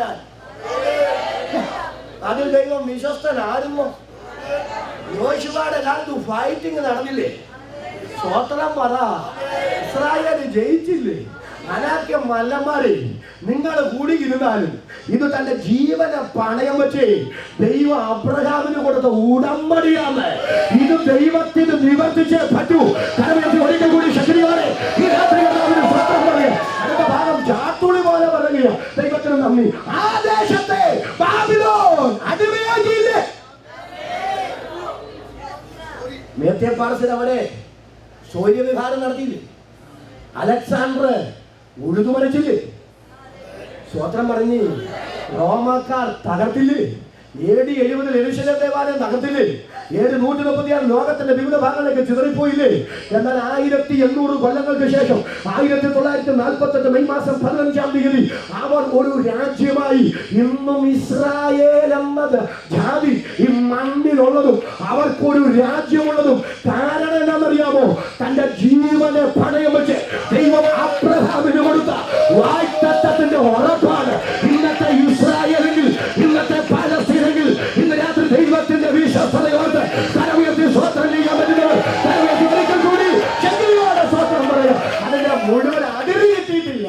അതിര് മുഴുവൻ കിട്ടുന്നത് സഹസ്രാബ്ദത്തില്ല.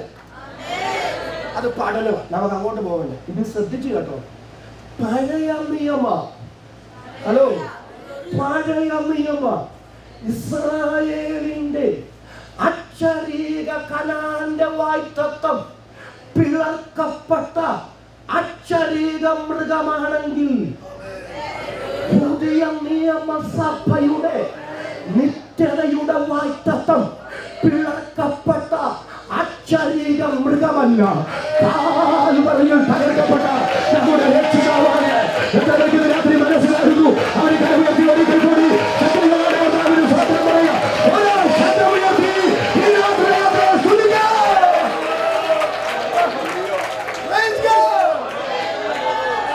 എല്ലാം കൂടെ പറയുന്നില്ല.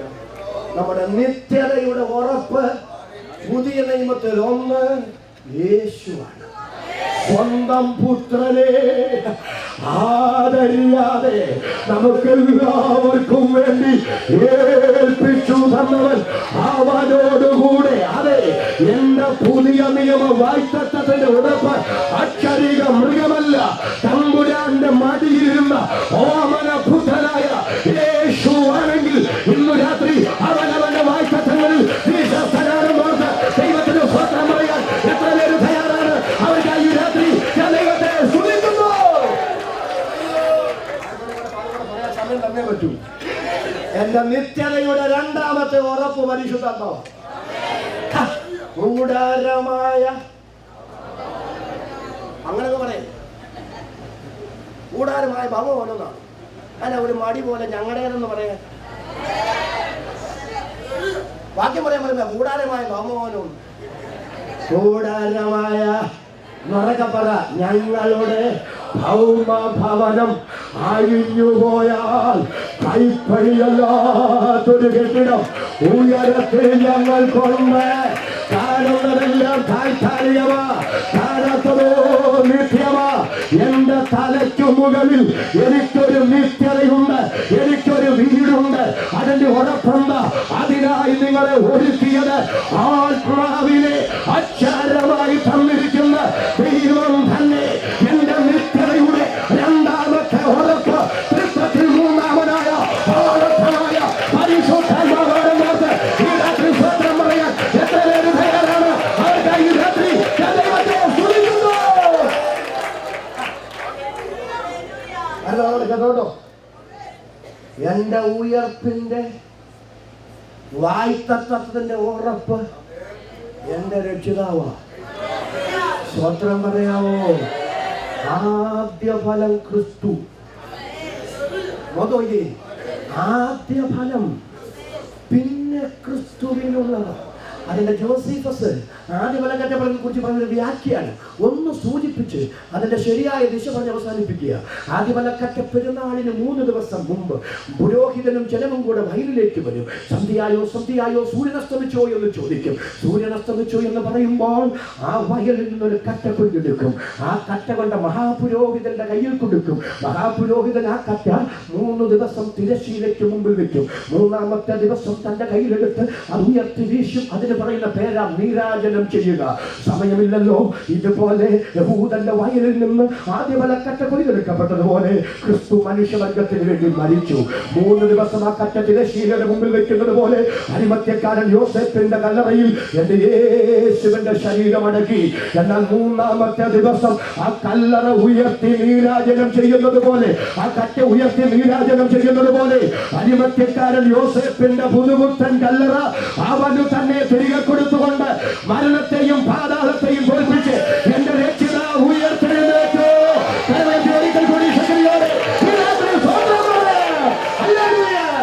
അവിടെ നീരാജനം ചെയ്യപ്പെട്ട ആ കറ്റ മറ്റൊന്നിന്റെ സൂചനയാ.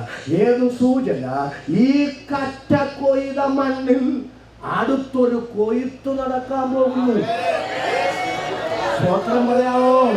ഈ കറ്റ കൊയ്ത വയലിൽ അടുത്തൊരു കൊയ്ത്തു നടക്കാൻ പോകുന്നു. അതിന്റെ സൂചനയെ ആദ്യഫലക്കറ്റയെങ്കിൽ പൗലോസ് പറയും ആദ്യഫലം ക്രിസ്തു, പിന്നെ ക്രിസ്തുവിനുള്ളവർക്ക് പറഞ്ഞ അർത്ഥം എന്താ? ഒന്നാമത്തെ അർത്ഥം ഇതാ, എന്റെ രക്ഷിത ഉയർത്ത മണ്ണിൽ മറ്റൊരു ഉയർപ്പ് നടക്കാൻ പോകുക. ആരുടെ ഉയർപ്പ്? വിശുദ്ധന്മാരുടെ ഉയർപ്പ്. കർത്താവുടെ ഗംഭീര നാദത്തോടും പ്രധാന ദൂതന്റെ ശബ്ദത്തോടും ദൈവത്തിന്റെ കാഹളത്തോടും കൂടെ സ്വർഗത്തിൽ നിന്ന് ഇറങ്ങി വരും. ക്രിസ്തുവിൽ മരിച്ച കോടാനുകോടി വിശുദ്ധന്മാർ, വിശുദ്ധമതികൾ കല്ലറകളെ ഭേദിച്ച് കുഴിമാടങ്ങളെ തുറന്ന് ഉയർത്തിലേക്ക് വരാൻ പോകുന്നു. പിന്നെ ജീവനോടെ ശേഷിക്കുന്ന അവരോടൊരുമിച്ച് അവരെ എതിരേൽപ്പോൾ ആകാശവേഗങ്ങളിൽ ധരിക്കപ്പെടാൻ പോകുന്നു.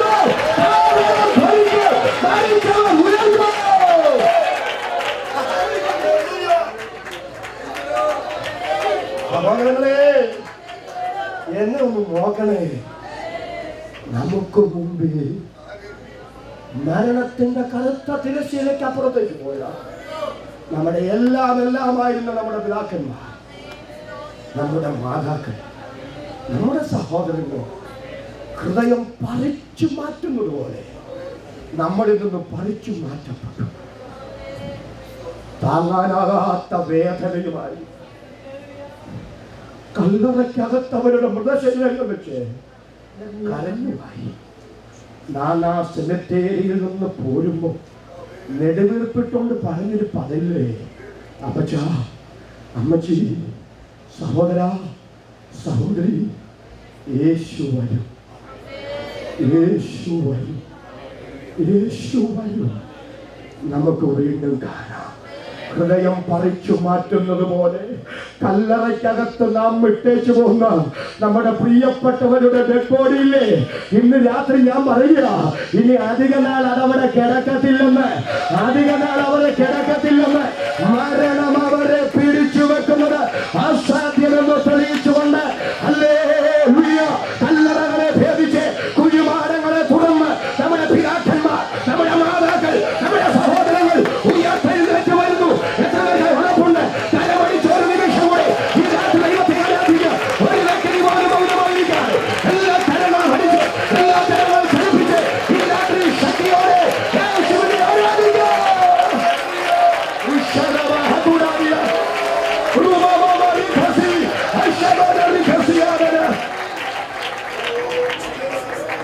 എഴുന്നേറ്റ് വെക്കാമോ? സമയത്തിന് പോയി പാലും പോകരുതേ. ഒരു നിമിഷം നിങ്ങളെല്ലാവരും എൻ്റെ മുഖത്തോട് നോക്കണേ. എഴുന്നേറ്റ് നിന്നിട്ട് നോക്കിയാൽ മതി. അടിവരയിട്ട് ഹൃദയത്തിൽ എഴുതിക്കൊണ്ടേ പോകാവൂ. ഹലോ, ഞാനിവിടെ പറയുന്ന കളിയല്ല, ഞാനിവിടെ പറയുന്ന തമാശല്ല, ഞാനിവിടെ പറയുന്ന നേരം പോക്കല്ല. പഴയ നിയമ ഇസ്രായേലിനോട് പിളർക്കപ്പെട്ട അത്യധിക മൃഗത്തെ സാക്ഷിയാക്കി എൻ്റെ ദൈവം കൊടുത്ത അത്യധിക കനാന്റെ കാര്യത്തിൽ ദൈവം എത്ര വിശ്വസ്തനാണെങ്കിൽ, ഹലോ, നമ്മുടെ കണ്ണുകൊണ്ട് നാം അത് കാണുമെങ്കിൽ ദൈവം വിശ്വസ്തനാണെന്ന് അവരുടെ അനുഭവത്തിലൂടെ നമുക്ക് മാനുഷികമായി മനസ്സിലാക്കാൻ എളുപ്പമാണെങ്കിൽ, ഇന്ന് രാത്രി ഞാൻ പറയുന്നു, അക്ഷരിക മൃഗത്തെ പിളർത്തി ദൈവം കൊടുത്ത ഉടമ്പടിയിൽ ദൈവം എത്ര വിശ്വസ്തനാണെങ്കിൽ സ്വന്തം പുത്രനെ കാൽവറിയിൽ കൊടുത്തും പരിശുദ്ധാത്മാവിനെ തന്നും യേശുവിനെ ഉയർപ്പിച്ചും ദൈവം നമുക്ക് തന്ന നിത്യതയുടെ വായ്ത്തത്തിൽ ദൈവം എത്രയധികം മനസ്സിലാകുന്നു.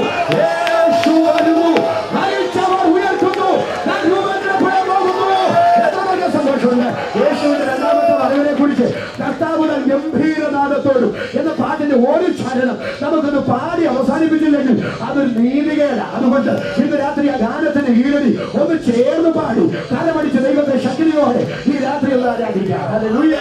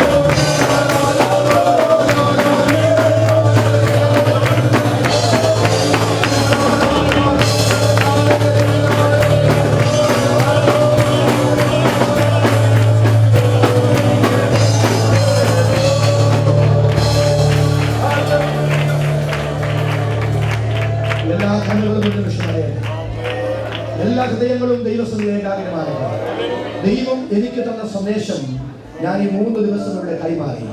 എന്നാൽ ഒരു സുവിശേഷ പ്രസംഗകൻ എന്നുള്ള നിലയിൽ എനിക്ക് എന്റെ ഉത്തരവാദിത്വം നിവർത്തിക്കാതിരിക്കാൻ പറ്റില്ല.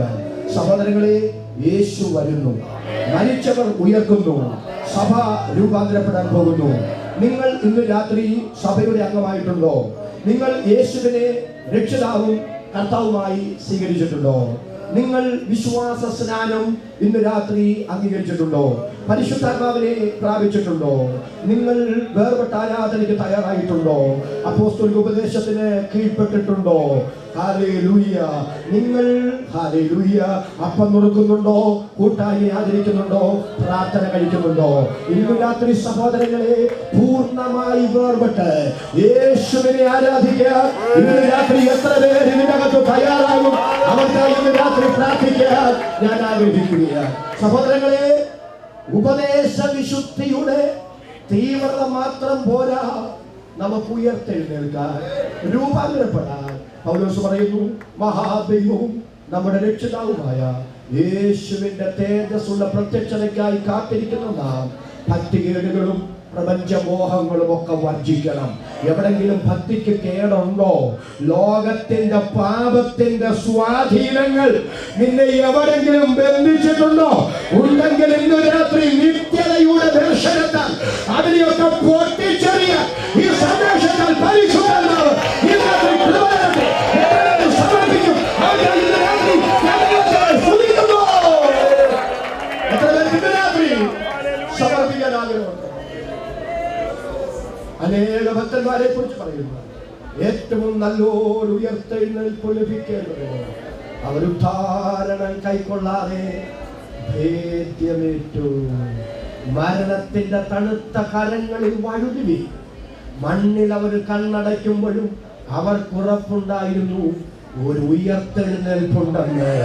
അത് നല്ലൊരു ഉയർത്തെഴുന്നേൽപ്പാണെങ്കിൽ പൗലോസ് പറയുന്നു, ഏതു വിധേനയും മരിച്ചവരുടെ ഇടയിൽ നിന്നുള്ള പുനരുദ്ധാനം പ്രാപിച്ചു കൊള്ളേണമെന്ന് വെച്ച് ഇതെല്ലാം ഞാൻ സഹിക്കുന്നു. ഇന്ന് രാത്രി യേശുവേ, അങ്ങയുടെ വരവിന് താമസമെങ്കിൽ എന്റെ ആയുസ് തികഞ്ഞു കണ്ണടച്ച് എന്റെ ആത്മാവ് പരദീസയിലേക്കും എന്റെ ശരീരം മണ്ണിലേക്കും പോയാൽ കാഹളം ധ്വനിക്കുമ്പോൾ എന്റെ ആണികൾ എന്റെ ശബ്ദം കേൾക്കും എന്ന വചനം പോലെ കാഹളനാദത്തിൽ ഇത് എന്റെ ശബ്ദം കേട്ട് അതിനോട് പ്രതികരിച്ച് ഉയരത്തിലേക്ക് വരാൻ എനിക്ക് കൃപ തരണമെന്ന് കര ഉയർത്തിപ്പിടിക്കാമോ? താല്പര്യമുള്ളവർ കര ഉയർത്തിപ്പിടിച്ചു. എന്റെ ദൈവമേ, എന്റെ പിതാവേ, ഈ രാത്രി അന്വേഷിച്ചു. 3 രാത്രി എന്റെ അപ്പച്ചനെ ഇവിടെ വന്നു കൊണ്ടുവന്നു. അങ്ങനെ വചനം ഒരിക്കൽ കൂടെ ഈ ന്യൂയോർക്കിൽ പ്രസംഗിക്കാം. കർത്താവേ, വഴി ഒരുക്കി തന്നു. അങ്ങനെ ഏൽപ്പിച്ച സന്ദേശം ആത്മാർത്ഥതയോടെ വിളിച്ചു യേശുവേ, ഇന്ന് രാത്രി വരെ നിത്യതയ്ക്കായി ഒരുക്കപ്പെടാത്ത ആരെങ്കിലും ഉണ്ടെങ്കിൽ, നല്ലൊരു ഉയർത്തെഴുന്നേൽപ്പ് സ്വപ്നം കാണാത്ത ആരെങ്കിലും ഇന്ന് രാത്രി കൂട്ടത്തിൽ കര ഉയർത്തിയിട്ടുണ്ടെങ്കിൽ നിത്യതയ്ക്കായി ഞങ്ങളെ കൈമാറുന്നു. യേശുവേ, രക്ഷാനിർണയം പ്രാപിച്ച ഞങ്ങൾ അല്പം കൂടെ അങ്ങയെ ഭയപ്പെടാൻ, നിത്യതയെ സ്നേഹിക്കാൻ, ദൈവത്തെ സ്നേഹിക്കാൻ, അങ്ങയുടെ വരവിനായി ഒരുങ്ങാൻ കൃപ തരണം. സമാധാനത്തിന്റെ ദൈവം തന്നെ നിങ്ങളെ മുഴുവനും ശുദ്ധീകരിക്കുവാനാകട്ടെ. നിങ്ങളുടെ ആത്മാവും പ്രാണനും ദേഹവും അശേഷം നമ്മുടെ കർത്താവായ യേശു ക്രിസ്തുവിന്റെ പ്രത്യക്ഷതയിൽ അനന്യമായി വെളിപ്പെടുമെന്നും കാക്കപ്പെടുമാറാകട്ടെ. നിങ്ങളെ വിളിക്കുന്നവൻ വിശ്വസ്തനാകുന്നു, അവനത് നിവർത്തിക്കും. നിങ്ങളെ സൂക്ഷിക്കാമെന്ന് വാക്ക് പറഞ്ഞവൻ വിശ്വസ്തൻ, അവനത് നിവർത്തിക്കും. വീണ്ടും വരാമെന്ന് വാക്ക് പറഞ്ഞവൻ വിശ്വസ്തൻ, അവനത് നിവർത്തിക്കും. ഉയർത്തെഴുന്നേൽപ്പിക്കുക, രൂപാന്തരപ്പെടുക എന്ന് വാക്ക് പറഞ്ഞവൻ വിശ്വസ്തൻ, അവനത് നിവർത്തിക്കും. അതെ, ഞങ്ങളുടെ കർത്താവ് വിശ്വസ്തനെ ഒരുമിച്ച് അനുഗ്രഹിക്കണം. യേശുവിൻ നാമത്തിൽ തന്നെ കരങ്ങൾക്ക് 2 പ്രാവശ്യം ഹല്ലേലൂയ പറയാം. എല്ലാവർക്കും 1 മിനിറ്റ് കൂടെ കർത്തൃസന്നിധിയിലേക്ക് യോഗത്തിന് വിളിച്ച സംഘാടകർക്ക് ഒരിക്കൽ കൂടെ നന്ദി അനുഗ്രഹിക്കും. ആമേൻ. പ്രൈസ് ആകട്ടെ. പട്ടണത്തിലുള്ള കർത്തൃദാസന്മാർ എല്ലാവർക്കും നന്ദി പറയുന്നു, വിശ്വാസം നന്ദി പറയുന്നു. നിങ്ങൾ ഈ ബൈബിൾ സ്കൂളിന് വേണ്ടി പ്രാർത്ഥിക്കുകയും ദയവായി നിങ്ങൾ സെപ്റ്റംബർ ആദ്യത്തെ വീക്കെൻഡിൽ ഇവിടെ കടന്നു വരുമ്പോൾ രണ്ടുപേരെ കൂടെ കൂട്ടിക്കൊണ്ട് വന്നാൽ നമ്മുടെ ബൈബിൾ കുറച്ചുകൂടെ ബലമായി നടക്കാൻ സാധിക്കും. അതുകൊണ്ട് ദയവായി ഇവിടെ ഗ്രാജുവേറ്റ് ചെയ്തിട്ടുണ്ട്, പഠിക്കുന്നവരുണ്ട്, നിങ്ങൾ രണ്ടുപേരെ കൂടെ കൂട്ടിക്കൊണ്ട് വന്നാൽ നമുക്ക് ധാരാളം സ്ഥലം ഇവിടെയുണ്ട്, നമുക്ക് പഠിപ്പിക്കാൻ അധ്യാപകരുണ്ട്, എല്ലാം ഉണ്ട് ഇവിടെ. അതുകൊണ്ട് ദയവായി നിങ്ങൾ ചെയ്താൽ നമുക്ക് ബൈബിൾ സ്കൂൾ കുറച്ചുകൂടെ ബലപ്പെട്ടുകൊണ്ടാൻ സാധിക്കും. കർത്താവ് നമ്മെ സഹായിക്കട്ടെ. എല്ലാവർക്കും നന്ദി. നമുക്ക് കണ്ണടയ്ക്കാൻ പ്രാർത്ഥിക്കാം. കർത്താവ് ദാസൻ പക്ഷേ ജോലിക്ക് പ്രാർത്ഥിച്ച് ഈ മീറ്റിംഗ് അവസാനിച്ച് കർത്താവ് നമ്മെ സഹായിക്കണം. നമുക്ക് കണ്ണുകളെ അടയ്ക്കാൻ, തലകളെ വണക്കാം, ഒരുമിച്ച് പ്രാർത്ഥിക്കാം. ഞങ്ങളെ അളകൂടാതെ സ്നേഹിക്കുന്ന ഞങ്ങളുടെ വാഗ്ദത്തങ്ങളിൽ വിശ്വസ്തനായ നല്ല ദൈവമേ, സ്വർഗ്ഗീയ പിതാവേ, തിരുനാമത്തിന് ഞങ്ങൾ നന്ദിയോടെ സ്തോത്രം ചെയ്യുന്നു. അങ്ങയുടെ ഓമന കുമാരന് ഞങ്ങളുടെ രക്ഷിതാവുമായ നസറേയനായ യേശുവിൻ്റെ അനുഗ്രഹിക്കപ്പെട്ട നാമത്തിൽ ഞങ്ങൾക്ക് ലഭിച്ചിരിക്കുന്ന എല്ലാ ആത്മീയവും ഭൗതികവും ശാരീരികമായ നന്മകൾക്കായി ഞങ്ങൾ നീ സ്തുതിക്കുന്നു. ദൂരസ്ഥരായെന്ന് ഞങ്ങളെ യേശുവിൻ്റെ രക്തത്തിൽ കൂടി സമീപസ്ഥരാക്കി തീർത്തു. തക്ക സമയത്ത് കൃപറായിപ്പാൻ കൃപാസൻ വരെ കടന്നു വരുവാൻ ഞങ്ങൾക്കിടയാക്കിയതിനാൽ സ്തോത്രം. ഇന്നിവിടെ കടന്നു വന്ന് നിന്റെ വചനം കേൾപ്പാൻ ഞങ്ങൾക്കിടയാക്കിയതിനാൽ സ്തോത്രം. കേൾക്കപ്പെട്ട വചനത്തിനായി, അയക്കപ്പെട്ട ഭക്തിനായി ഞങ്ങൾ നന്ദിയോട് സ്തോത്രം ചെയ്യുന്നു. കേൾക്കപ്പെട്ട വചനം ഞങ്ങളുടെ ജീവിതത്തിൽ 100 മേനി ഫലം കായ്പാൻ അവിടുന്ന് ഇടയാക്കണമെന്ന് ഞങ്ങൾ പ്രാർത്ഥിക്കുന്നു. ജെയിംസൺ സ്കൂൾ ഓഫ് മിനിസ്ട്രിക്കായി ഞങ്ങൾ പ്രാർത്ഥിക്കുന്നു. അനേകരിവിടെ കടന്നു വന്ന് വചനം വഴിപ്പാൻ അവിടുന്ന് ഇടയാക്കണം. എല്ലാ വിദ്യാർത്ഥികൾക്കായി പ്രാർത്ഥിക്കുന്നു, അധ്യാപകന്മാർക്കായി പ്രാർത്ഥിക്കുന്നു. എൻ്റെ ചുമതല കൊടുക്കുന്ന ഞങ്ങളുടെ ഭൃത്യൻ ചാണ്ടിക്കൻ കുടുംബത്തിനായി ഞങ്ങൾ പ്രാർത്ഥിക്കുന്നു. എല്ലാവരെയും അവിടുന്ന് അനുഗ്രഹിക്കണമേ, ആസ്വദിക്കണമേ എന്ന് ഞങ്ങൾ പ്രാർത്ഥിക്കുന്നു. പട്ടണത്തിലുള്ള എല്ലാ ദൈവസഭകൾക്കായി പ്രാർത്ഥിക്കുന്നു. ഭർത്തദാസന്മാർക്കായി, കുടുംബങ്ങൾക്കായി പ്രാർത്ഥിക്കുന്നു. ദൈവജനങ്ങൾക്കായി പ്രാർത്ഥിക്കുന്നു. നിന്റെ വചനം കേട്ട് ശക്തിപ്പെടുവാൻ ഞങ്ങൾക്ക് കൃപ നൽകിയതിനാൽ സ്തോത്രം. ഈ കൃപയോട്, ഈ ബലത്തോട്, ഈ അധികാരത്തോട്, ഈ അഭിഷേകത്തോട്, ഈ രക്ഷയുടെ സന്തോഷത്തോടുകൂടി നിന്റെ വരവെങ്കിൽ പ്രത്യാശയുള്ളവരായി ഞങ്ങൾ ഇവിടെ ഭവനത്തിലേക്ക് കടന്നു പോകുന്നു. യാത്രകളൊക്കെ സഹായിക്കണമേ. ദിവസങ്ങളിൽ പട്ടണത്തിൽ ക്രമീകരിച്ചിരിക്കുന്ന എല്ലാ യോഗങ്ങൾക്കായി, മീറ്റിങ്ങിനായി ഞങ്ങൾ പ്രാർത്ഥിക്കുന്നു. എല്ലാവരെയും അനുഗ്രഹിക്കണമേ. വരവിന് വേണ്ടി ഒരുക്കി പ്രത്യാശകൾ നിറയ്ക്കണം. അങ്ങ് വലിയവനെന്ന് കാണുവാനിടയാക്കണം. യേശുവിൻ നാമത്തിന്റെ അധികാരമുള്ള നാമത്തിൽ ഞങ്ങൾ പ്രാർത്ഥിക്കുന്ന ആ പ്രാർത്ഥനയെ കേൾക്കണം. സ്വർഗ്ഗീയ പിതാവേ, നമ്മുടെ രക്ഷിതാവും നമ്മുടെ വീണ്ടെടുപ്പുകാരനുമായ യേശു മശിഹായുടെ കൃപയും പിതാവായ ദൈവത്തിന്റെ സ്നേഹവും ആശ്വസിപ്പിച്ച് ശുദ്ധീകരിച്ച് വഴി നടത്തുന്ന പരിശുദ്ധാത്മാവിന്റെ സാന്നിധ്യവും സഹായവും നമ്മോർത്ത് പ്രാർത്ഥിക്കാനുള്ള എല്ലാ കാര്യങ്ങളോടും ഭൂതരമുള്ള എല്ലാ വിശുദ്ധന്മാരോടും കൂടെ ഇപ്പോഴും എന്നും എന്നേക്കും ഉണ്ടായിരിക്കുമാറാകട്ടെ. മുഖാന്തരം നമുക്ക് ജയം നൽകിയ ദൈവത്തിന് സ്തോത്രം. സമാധാനത്തോട് പോകാൻ കർത്താവ് എല്ലാവരെയും ആസ്വദിക്കട്ടെ. Thank you. കർത്താവ് ദാസന്മാർക്ക് എല്ലാവർക്കും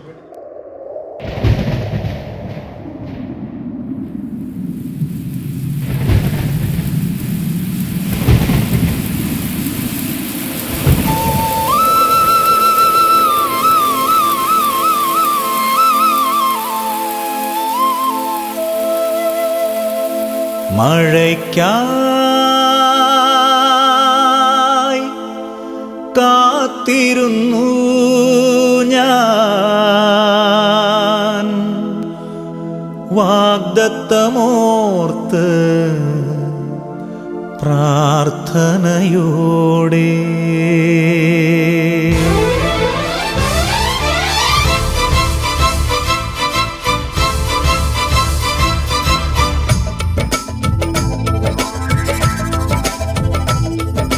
മഴയ്ക്കായി കാത്തിരുന്നു ഞാൻ, വാഗ്ദത്തമോർത്ത് പ്രാർത്ഥനയോടെ. മഴയ്ക്കായി കാത്തിരുന്നു ഞാൻ, വാഗ്ദത്തമോർത്ത് പ്രാർത്ഥനയോടെ. വരുമവൻ ചാരത്ത്, തരുമവൻ മറുപടി, വന്മഴ പെയ്യിക്കും നിശ്ചയമായി. മഴയ്ക്കായി കാത്തിരുന്നു ഞാൻ, വാഗ്ദത്തമോർത്ത് പ്രാർത്ഥനയോടെ.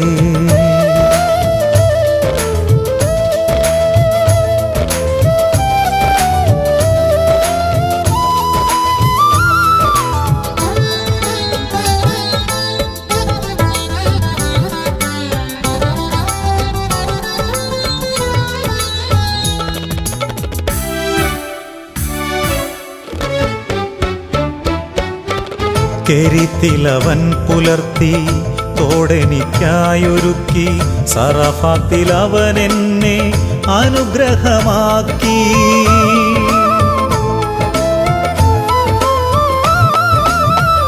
കർമ്മേലിൽ ഞാനവനായി ഒരുക്കിയ യാഗത്തെ അഗ്നിയാൽ ദഹിപ്പിച്ചു മാനിച്ചവൻ മഴയ്ക്കായി. കാത്തിരുന്നു ഞാൻ വാഗ്ദത്തമോർത്ത് പ്രാർത്ഥനയോടെ.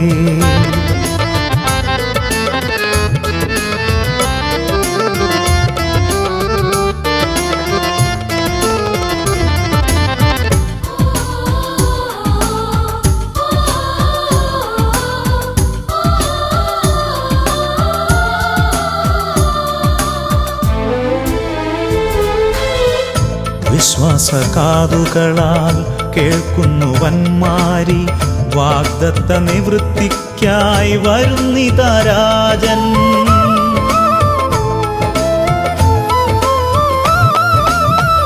കൈപ്പത്തിയോളം മേഘത്തെ ഞാൻ കണ്ടു, വലുതാക്കി അവനതിനെ വൻമഴയാക്കി. കൈപ്പത്തിയോളം മേഘത്തെ ഞാൻ കണ്ടു, വലുതാക്കി അവനതിനെ വൻമഴയാക്കി. പെയ്യുന്നിതാ മാരി, പെയ്യുന്നിതാ ആത്മമാരി. മഴയ്ക്കായി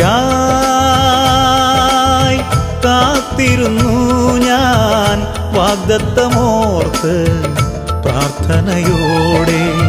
വരുമവൻ ചാരത്ത് തരുമവൻ മറുപടി, വൻമഴ പെയ്യിക്കും നിശ്ചയമായി. മഴയ്ക്കായി കാത്തിരുന്നു ഞാൻ വാഗ്ദത്തമോ